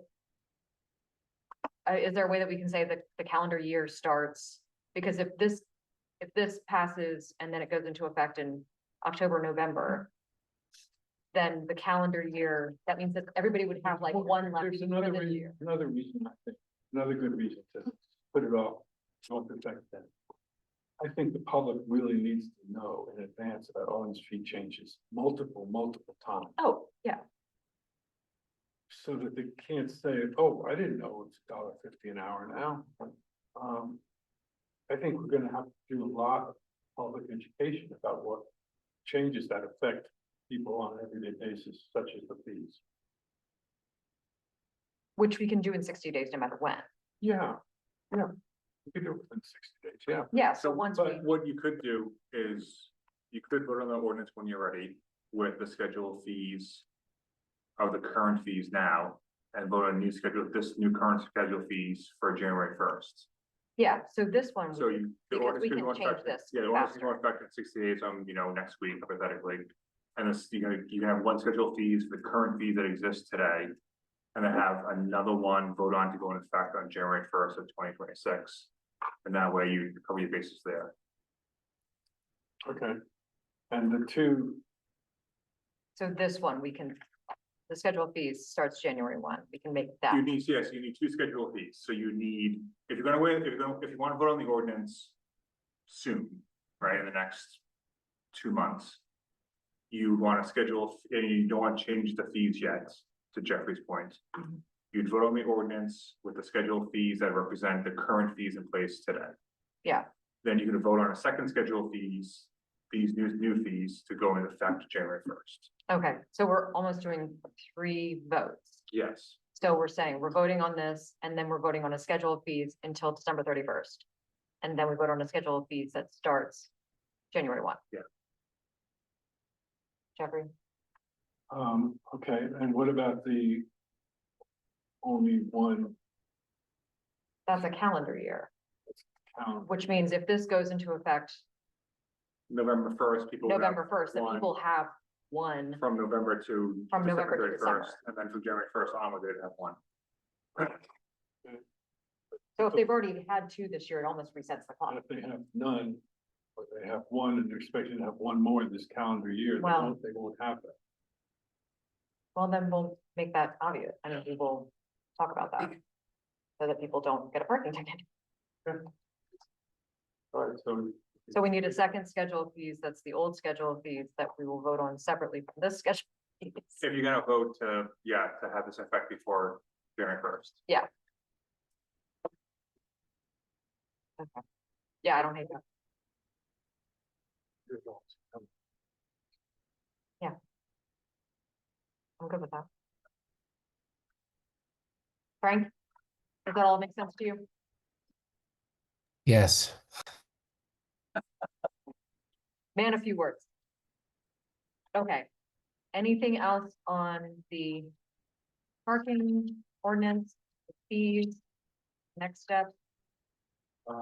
yeah, I just want to say thank you to Lisa. Yes, oh my God. And I'm about Michelle. ready to rip your noses off your faces because all the edits I'm gonna have to do here. Michelle and I are gonna have to do it. Kitty, Michelle and I and Eric have Oh, to do. yeah. Yeah, come on up. Let me echo, Lisa, I'm Roger Logan, Woodstock.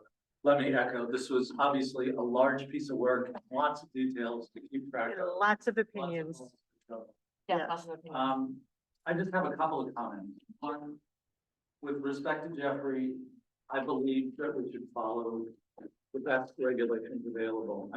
The state's a bureaucracy, and I'm sure they do things for bureaucratic reasons, but I'm sure there's also some evidence-based reason that they've enacted that they've enacted their ordinances or whatever that way. I mean, I understand if you are capable of doing it, then so be it. The other thing I think, and since you're not voting on this is less important, but I think that the regulations involving the tourist buses loading and unloading zones need to be much more explicitly laid out. I don't know where their loading zones are. It's in here. I don't It's in see here. any sign anywhere about loading. There is. There's a sign on Court Street. There's a sign in front of M&T Bank. Okay. Yeah. So I think there should be a public discussion about that, because that's a policy decision for people who live in Woodstock about what that. It is a public I discussion. understand that, but I think it's a bigger public Yeah. discussion than, because that's got an impact on people's lives, and I think they need to have input. Because unless I read through this entire ordinance, I didn't know, and I'm one of the nerds who will read through the entire ordinance, so I think there should be a broader public discussion about where this is. I also think the fee is ridiculous. For What fee? For what? the $50 fee for a bus parking in the wrong place or overstaying its 20-minute welcome, which I think should be shorter. $50 is no disincentive to a company, none. That's a ridiculous fee. It's the cost of doing You business. mean a fine? Fine, yes. Thank you. I just, because the fine is in the ordinance. Okay, yeah, no. So I'm so saying that's, yeah, I yes, just want to make understand sure. what you're doing with the fees, and Yeah. these are all about much more specific kind of budget. Right. I just think there needs to be a highlighted look at the tour bus infrastructure of Woodstock. And I'm not saying there shouldn't be tour buses. I know that's not even something we can contemplate, but where they park, what the consequences are for parking in the wrong place, like directly in front of the number 3, which I've seen many times. The kind of enforcement we're going to do and the fines that there are going to be imposed for somebody who's violating the ordinances. So that's just my opinion. But again, I think you've done an amazing amount of work and I appreciate it. And I know that everybody's kind of going through it, fine through the comb now, and anything like this, we're gonna find mistakes. So, Thank you. Thanks. Anyone else before we move on? I'll call you, Michelle. Thank you, Michelle. Thank you, Michelle. I'm gonna move on to. Okay. Thank you very much. Have a good night. Next item, that was investment, that was, Park around the Village Green. parking around the Village Green. Where to go? Okay. Authorization of signature. No, you have to do parking around. the Village Green. Oh, thank you. Parking around the Village Green. That's a vote on something. Eric, do you want to? Yeah, so last month the trustees talked about allowing for free parking on Wednesdays during the Market on the Green. For 2025. 2025. So to make that official, you'd want to take a vote acknowledging the variance in the parking ordinance to allow it to happen. Or not take a vote, but I recommended that the trustees wait and take a vote on this. So it'll be official one way or the other on your decision to either allow or not allow free parking around the green for a Market on the Green. Did you say don't want us to? No, I want you to take a vote either way, no matter how you decide to do it, but it should be official votes for, so it's. But it should only be for this year, the rest of this year. Discussion for after that should come out next year. Okay, fine. I move that for the rest of this year. No parking fees during Market on the Green, 3 to 6 o'clock. Well, or 3 to 5 o'clock. It's currently in force. For 2020, rest of 2025, Market on the Greens. Second. For just the parking. Around the green. Okay, but not on the other side of the street. On the other side. Is there any public comment on this? Okay. Oh, come up and give us your name so that we can get it down for the minutes. Don Wheeler. Okay. Yeah. Any discussion here? Okay. So I think the motion just mentioned that it's a variance for the current parking ordinance, yeah. So this Correct is- the motion, to say that it's a variance. And this is specifically for the Market on the Green permit, Yes, because it's for the chamber. yes. Okay, so it's a variance for the chamber for their Market on the Green use of the green permit Okay, for the rest of 2025. that's my motion. Okay, got it all.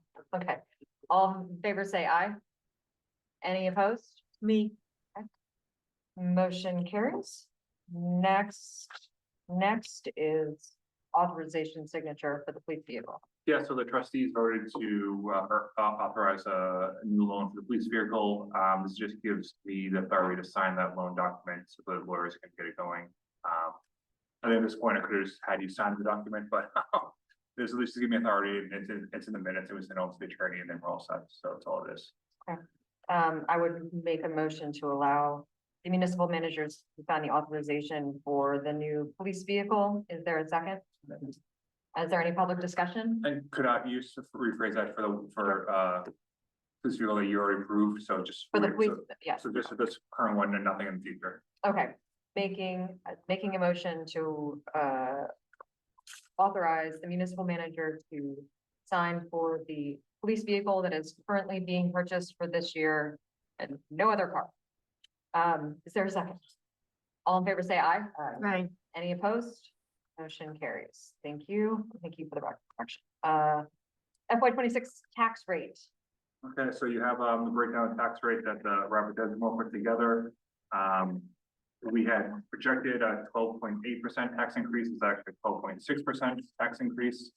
Just not, still a little less. Represents about $28 more per $100,000 appraisal on your house. And we're asking for approval so we can start looking on getting tax breakouts next few weeks. $28.10 per 100,000.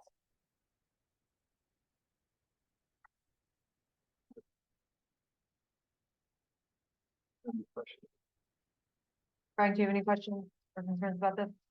No questions. Move that we approve the tax rate. 2006. Are there any public comment on this? all in favor, say aye. Aye. I Motion carries. Good night. Moving into discussions, we've already done the investment advisory committee update, so we'll move into the Zach's Place parking spot. Is there somebody from Zach's Place? No, I think we wanted, Sophie's opinion on that, so we might have to push this to next month. Okay, so that gets tabled. And here you go, Don Wheeler, come on up. Okay, so now we're moving on to the tree fund discussion. We are sitting in the tree board.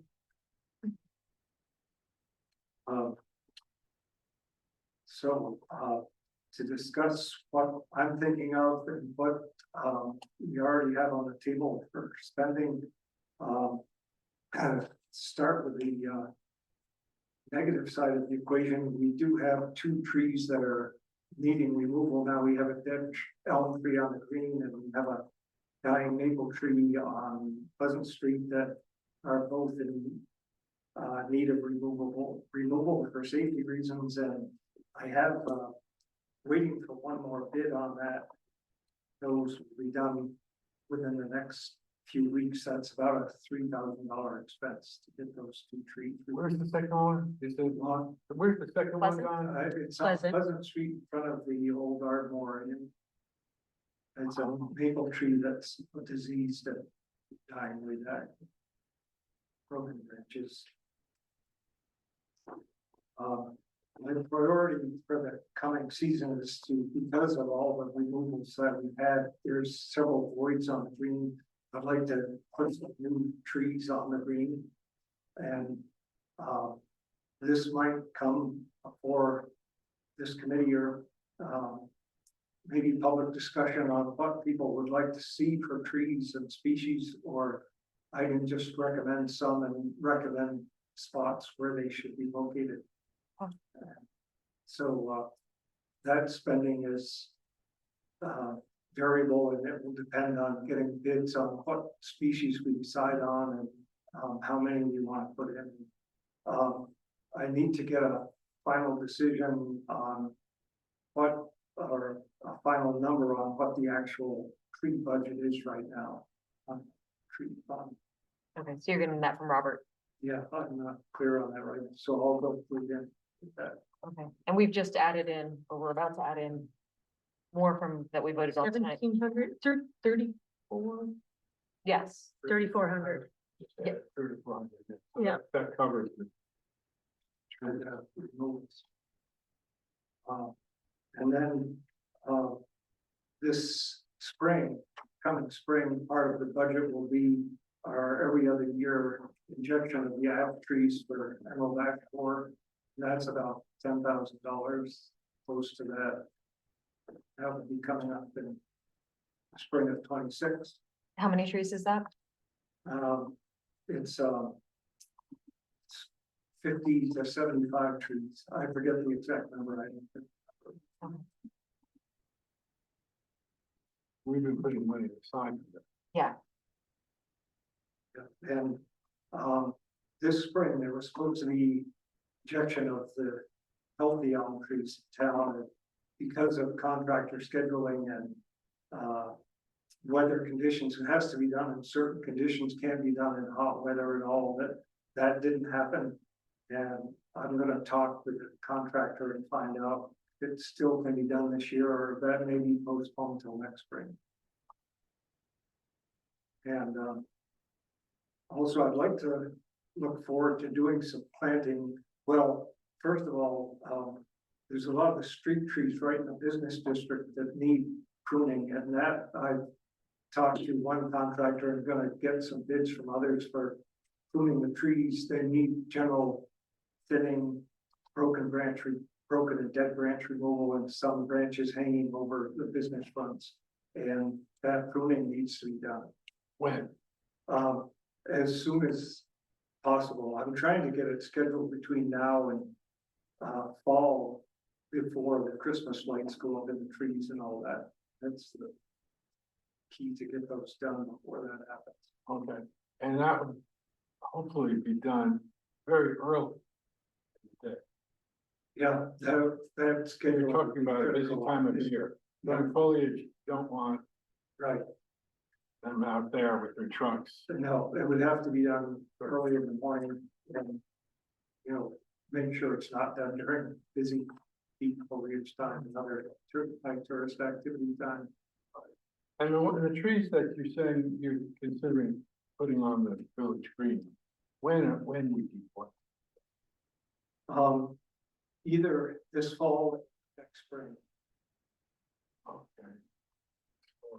So would you bring to us? Would you have time?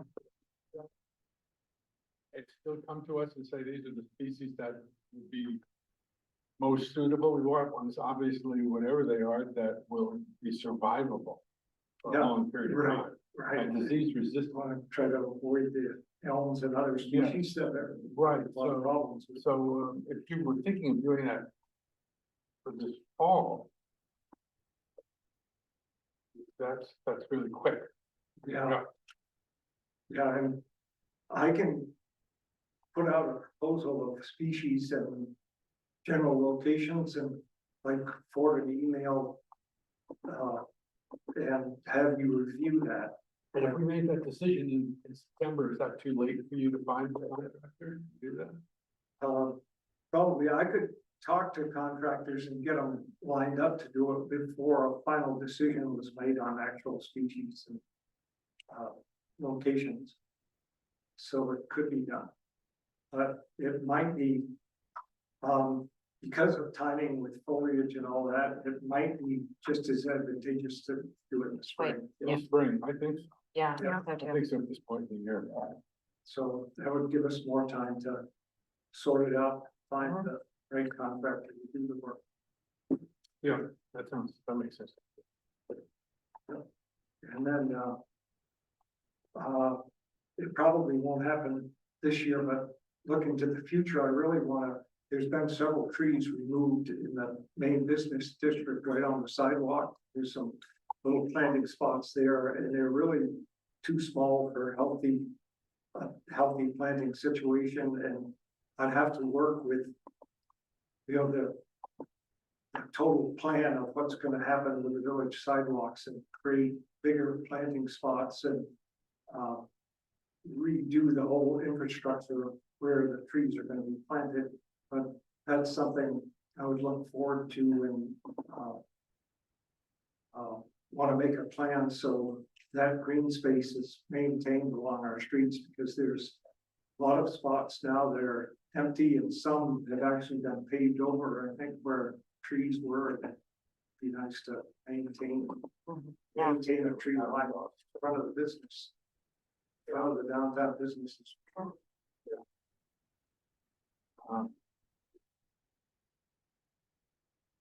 Anybody else have questions? No, I just wanted to mention, I work at 7 Danforth Pewter, but we moved with Woody's, and there's a tree in front of there that if you could check out, it's already losing its leaves. So if you wouldn't mind just stopping and looking at it. Yeah, I know that tree has struggled for a few years. Right. And It's getting worse though, so. that's what I was saying, if we plant any new trees in spots, like there's a couple that have died, and like that one, if that one's removed, you plant something back in there, it's gonna be the same situation where it's gonna decline and not last for many years. So long term down the road, we've got to improve the infrastructure around those planting sites to make them really viable for. So it's a bigger project then. Right. Yep. Yeah, that's a big project. Anybody else question? Frank? And so you're gonna help with the financial part.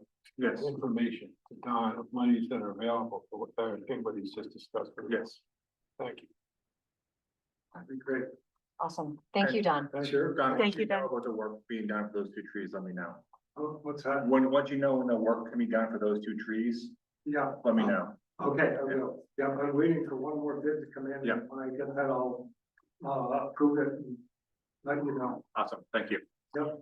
Okay, next, food for foliage, which we've sort of talked about already. I think Lisa and, what's your name? Eric have both talked about creating a form. I think it sounds like maybe we've talked about having 4 slots per day, maybe per time. So maybe a 9 to 12 spot and an 11 to 3 slot per slot. Is that something that everybody likes? Yeah, I mean, for instance, Trees and Seeds wants to do lunches, and they gave it, contacted them. Yeah. They gave me specific dates when they want to do it. Saturday, September 27th, Sunday, October 5th, and Sunday, October 12th, Monday, the 13th. That's all they want to do. Okay. And I know that I've talked to North Chapel and they're interested in doing what they did last year. They just have to figure out dates. And I talked to Alex, and he doesn't want to do anything beyond providing box lunches for Yeah. certain buses. So, I just want to interrupt here because I think we need to look at the bigger question and not worry about the other stuff. Because we have to make a decision about what we're going to do now because the permits need to be in September. So we need to not worry about the little pieces, but are we going to do this Google map? Are we going to do 4 spaces or 5 spaces? How are we going to do this? Because we've got to have these people's permits. Yeah, so So- we were just starting with what is our base and what do we know we already have it? So if we know we've got 2, we've got the truck that's coming, Trees and Seeds, something will come from North Chapel. Sounds like Alex is not an option for doing anything beyond what he's doing. So, and we know that it's tough to get people, so I think we pick a number, pick some dates, and then sort of give our marching orders to Kitty or to Eric.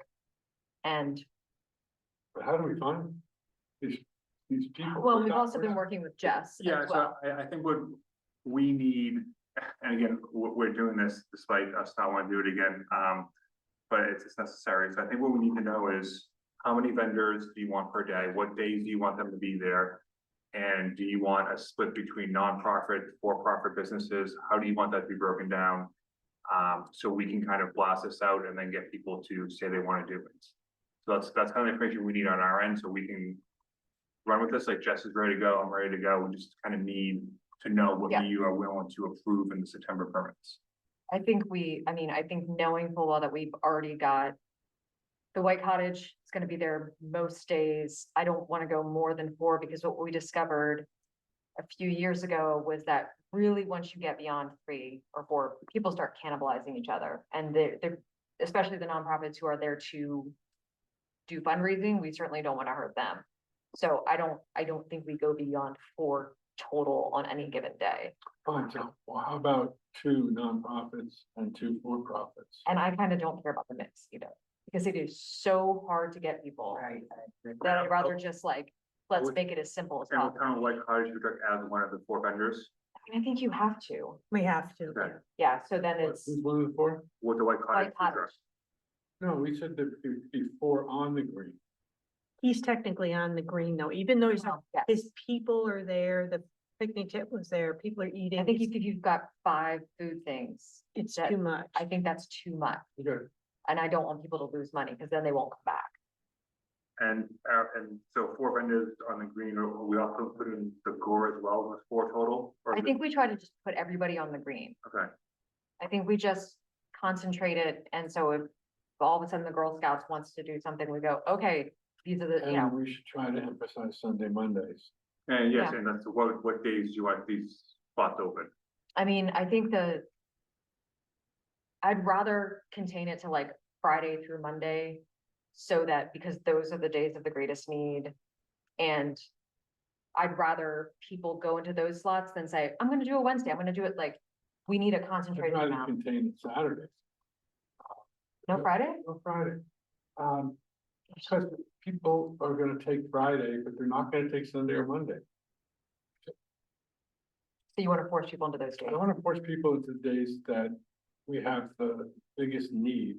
And during that time period, we're busy all those days anyway. Yeah, Okay, and do you want to limit to how many times the vendor could be there if we have high demand? I mean, I think. Like it's- say Brenda Blakeman's food truck wants to do every single day available, is that okay? I think it's a first come, first served. So if someone wants to do 6 days, you're okay with that? Well, I mean, I think we choose what the days are. I think we should just wait and see how many people actually I think we gotta want just, to do it, and then we can make a decision after that, because. well, I think we need to go out there, like, we've got people like Jess is willing to like go out and hustle and find some people to fill these spots, but we need to say, these are our parameters. Go fill the spots. And I'd rather not get watered down by being 6 days a week. Right. Or all day. So let's pick the times when we need it. So it's a morning shift and an afternoon shift and 3 or 4 days a week. And then just the permits that we've already approved, they already go in. And then whoever comes after that, it's as they come in. Knowing that we already have trees and seeds, and North Chapel will put them into whatever they want because they've already had those conversations. Right. Okay, yeah, sure it happens. And there's plenty of, I mean, right now there's plenty of space and plenty of spots and plenty of times. So what days do you want to do it? Because I think we need to have more than Saturday, Sunday, Monday. Is that what you're saying, Jeffrey? That's what I'm saying. I mean, I think we have to, Because I don't think you've got, well, certainly with the nonprofits, you don't have. They're not gonna be, most of them are not interested in anything besides Saturday and Sunday. Well, I'm thinking of the for-profits, not the For non. profits. They don't the commit if they for-profits don't. need to make money, which means you need to guarantee them days Well, and where that's they're. gonna be White Cottage, right? And they're there They're- most of the time anyway. That, whatchamacallit. Yeah, they but if there's make from another, that. if like, if somebody else wants another for-profit, like somebody that's maybe at Market on the Green, and they say, yeah, I wanna be there Friday through Monday, or whatever it is. Like, What's they his name? need to the be there to food make truck? money, so if they need a day that they know is super busy, like a Friday, to justify something that's less busy, like a Sunday or a Monday, like, I'm all for it. What's his name that did the food truck last year that everyone loved? What's his name? Sam Weeds. Sustainable Eats. Yeah. Yeah, we can I mean, have just reach out. But So- he needs to have more days. And So another question is, are you okay with another food truck being on the green? I don't, not at the same time, I don't think. But they're on the other sides of the green. He goes on the other So I side. mean, so if White Cottage is gonna be there Friday, or were they currently Thursday through Monday? I think with the traffic that we get, especially like on the other side of the green, because people, that's 2 lanes and then so many people, like, So that's probably them putting out Sam Weeds not gonna be able to come. Because we're gonna have White Cottage there over the weekend, and they're not gonna wanna be here Tuesday through Thursday, which is fine. I just wanna make sure like. yeah, This is no. the guidelines we need, because they'll reach out to us, and if we have to say no, we say no, I'm okay with that, I just I wanna mean, make sure. the other piece is until we do the new peddler's license, we can't stop it. I mean, I think We he's, can ask. we can ask John nicely, Stan- Oh, yes, but that's also the reality is that's where we are on that. I think to put something else on the other side is a bad idea. Just, I mean, because I think the traffic in front of the covered bridge is just, it just gets so crazy. Okay, so we're talking about 4 vendors total in the green, including White Cottage. Friday through Mondays, Yeah, okay, and then starting September 26th. whatever that, 2 weeks in September. The last 2 weeks. weekend of September, or you want to Always do have the those days. 19th? it's really, it's the last weekend, it's really. so which one, the, The 26th is the last weekend of September, 26th, 27th, so do 28th. you think we should start it? I think we should start on the 19th because we get a We lot started of too early buses. last They year. start too early. We started too early I last think year. that it's the weekend, the last weekend of September is when. So you start on the it's really 26th. gonna- Okay, so we start on the 26th. All the way through. Maybe people days the 13th, I believe, so you want to go through the following weekend or end on Indigenous People? long Either the weekend? 20th or well, Indigenous Peoples Weekend is the 13th. Yeah, I mean, I think we go 1 week after that. But we wouldn't want to go any further than that. No, but we could go 1 week, that's, Yeah, so then you go through the 20th, yes, the 22nd through the 20th. okay, so recap. The 26th to the 20th, Friday through Monday, 4 vendors, including White Cottage, 11 to 3 is the time spot. And we're okay with any kind of breakdown of nonprofit for profit if they're covering those days. Yeah. So are we waiving fees? I think that we should have a fee to recognize the fact that there's people that have to spend their Like a time on this. $25. So like $25, yeah. And then either the COI or, I think last year we said to people, that we had that waiver for people that we already had, an attorney go over that says that we are not liable for anything that happens on their stand with their product. So that goes out to people. But I know the PT already has one. Jess, I think, has already given us one. I know the Unitarian Church will have one. I think Trees and Seeds has one. They should be all set. Okay. Frank, do you have a comment? No. And first come, first serve, so someone says they want to do every single day. Yeah, I think we understand that North Chapel and Trees and Seeds They're already in. are already in. We need to get their dates. But we say all the permits have to be in by the next. Unless we want to do a special meeting for it, because it just gets so, well, it gets so, if our next meeting is the 9th, then that means people have to get their stuff together. They don't know for sure until like less than 2 weeks beforehand. I mean, that would be the earliest spot. Yeah. What? It is time for bed. We're almost done. Oh, not quite. I have one more question for the list though. I mean, what do you think is the appropriate? Oh, I would say is, so if a board member has talked to an organization, please go reach out to them again and have them email me so we can have it. Okay. They can do it. Add that to my list. So, I mean, if you do the 9th, you're giving them 2.5 weeks for that first weekend. And I mean, the thing is, they will have the dates by then. Like if they reach out to us, we'll have them on the calendar for you're gonna go that date. So it's really just Formality at that point, I don't see you guys turn down unless they're, the PTO, for days if they Yeah. can do it, yeah. I just forwarded to you what Trees and Seeds wants. Okay. Just sent. Thanks. I think it just should become centralized, not as soon as you guys hear anything, it needs to go directly to Eric so that we don't Yeah. miss something. one, I think Jess is already working on a lot of things too. And so then Kitty will do what she's done in the past, which is the Outlook calendar that says, these are the things. No, I think I'm gonna handle it. I think last time it took up too much of Kitty's time. Okay. It's not her responsibility, so I'll send it to my office. Okay. And so that way, when we make decisions, and when we make decisions, we can just say, yes, there's a slot, no, there's not. Yeah, and then it's hands off. We're not gonna be there running around making sure it's off. It'll be point of them to show up and.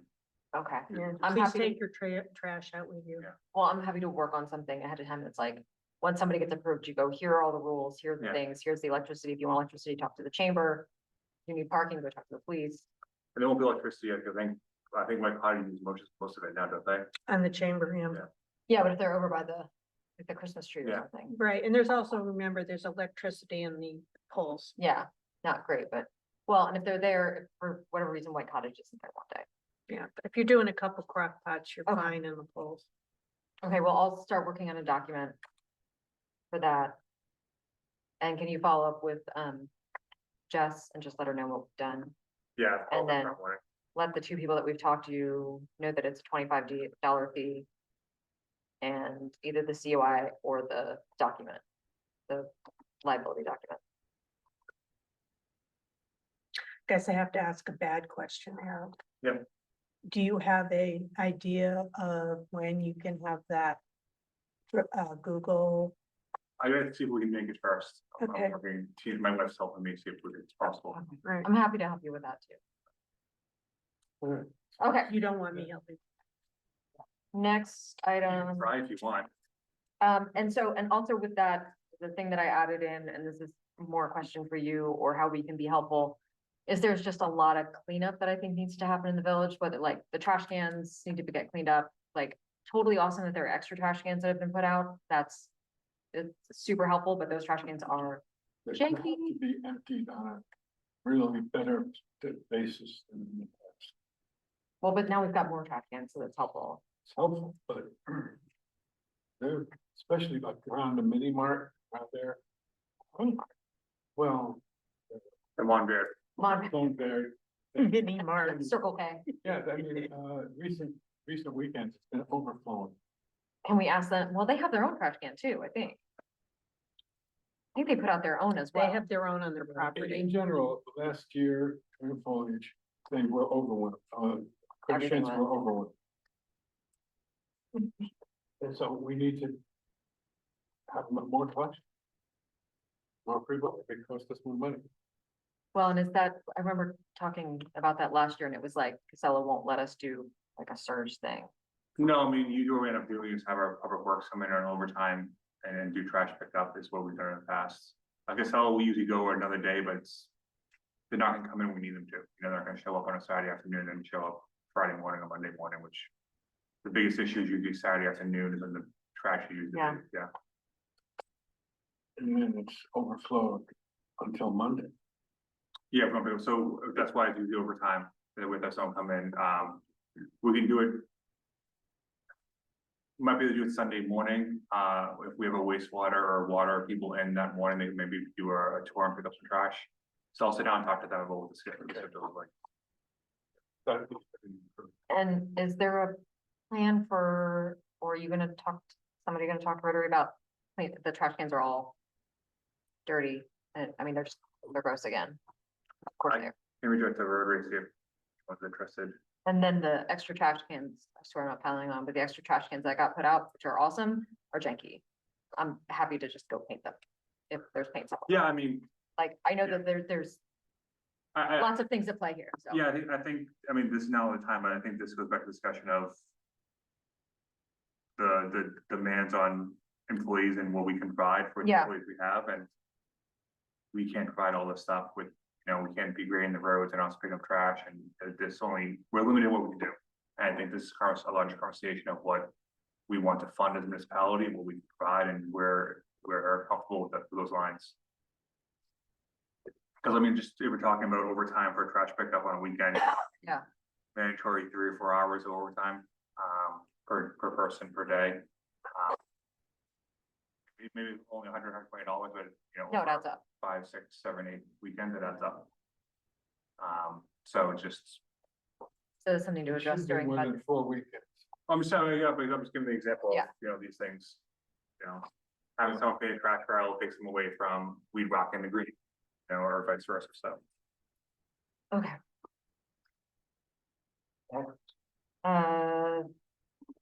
Foliage, porta potties? Yeah, I mean, I just didn't know if the trustees want to talk about having porta parties again. Well, how many were to put them? And we didn't put them out last year, right? Yeah, we did. We put them behind the historical, the parking lot. Oh, yeah, that did not work out well. So we really don't have anywhere else because Court Street is gone, taken. Yeah. So we really don't have any place to put them. Unless somebody has a better idea, which I haven't heard.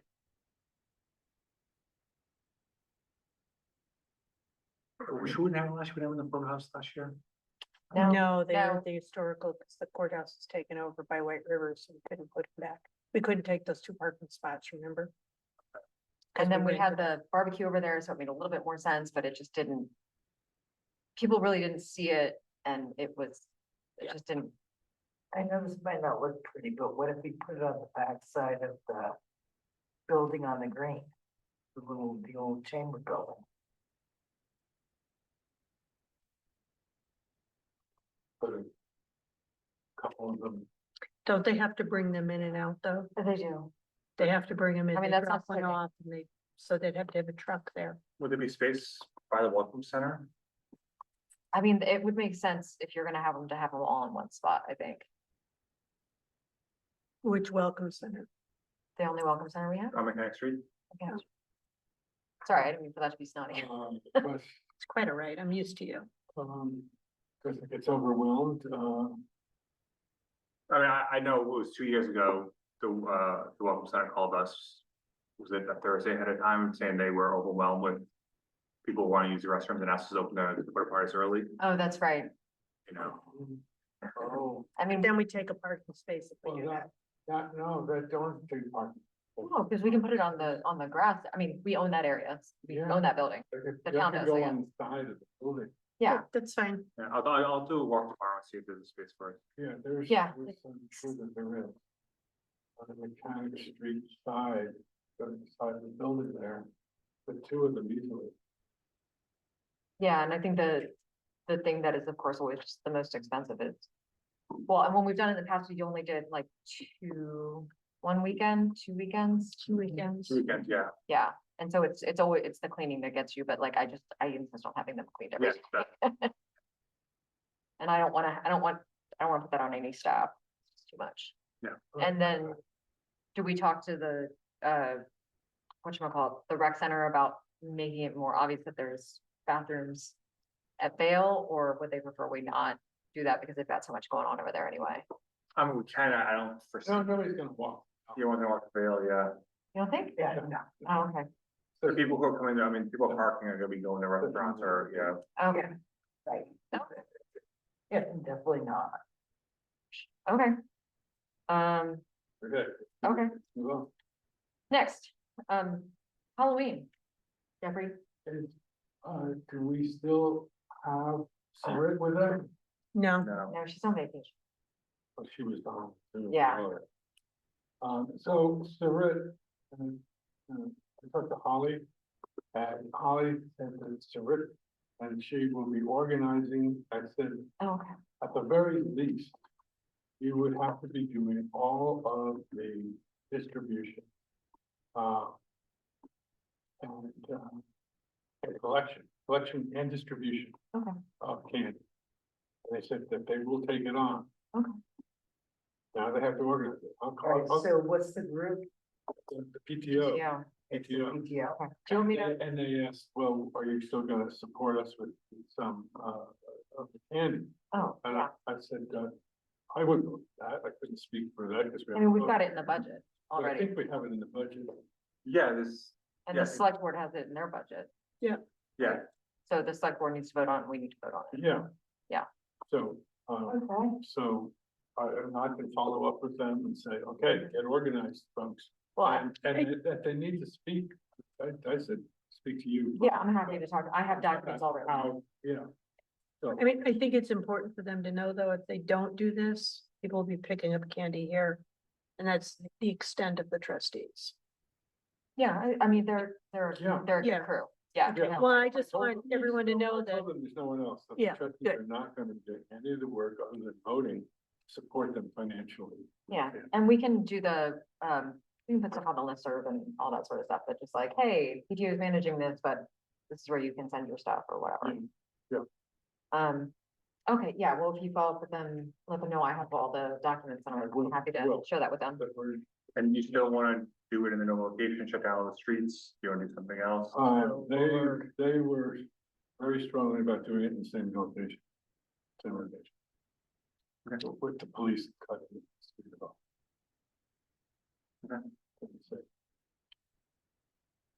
Okay, I asked them, you wanna also do something on the green, but you don't think we can find something off? Same time, It's a bigger- to take this over. Okay.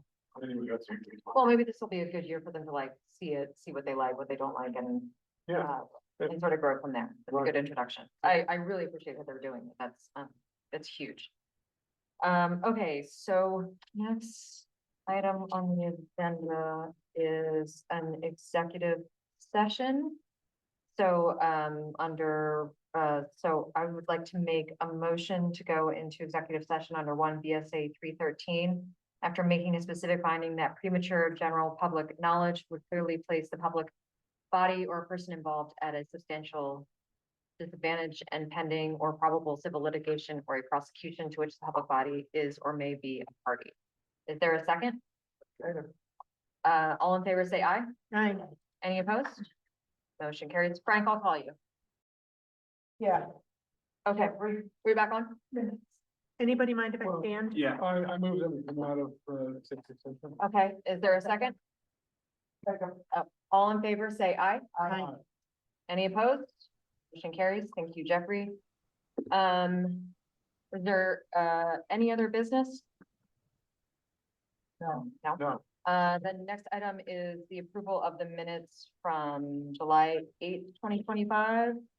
So, Kitty did an exceptional job. I have one correction. Okay. Very minor, but under section F. Tribu Park discussion. second line. Al Alessi. Alessi has two S's. Okay, there you go. Noted. Ooh, That's it. boy, good. Nice. Yay, kitty. Okay. You wanna make a I'll motion? make a motion that we accept the minutes with that one correction. Is there a second? Is there any public discussion? Public. All in favor, say aye. Aye. All right. I'm gonna abstain because I wasn't there, so that's 4 with one And, abstention. I'll make a motion to adjourn. Second. All in favor, say aye. Aye. Any opposed? Motion carries. Thank you all. 9:38. night. Who won the bet?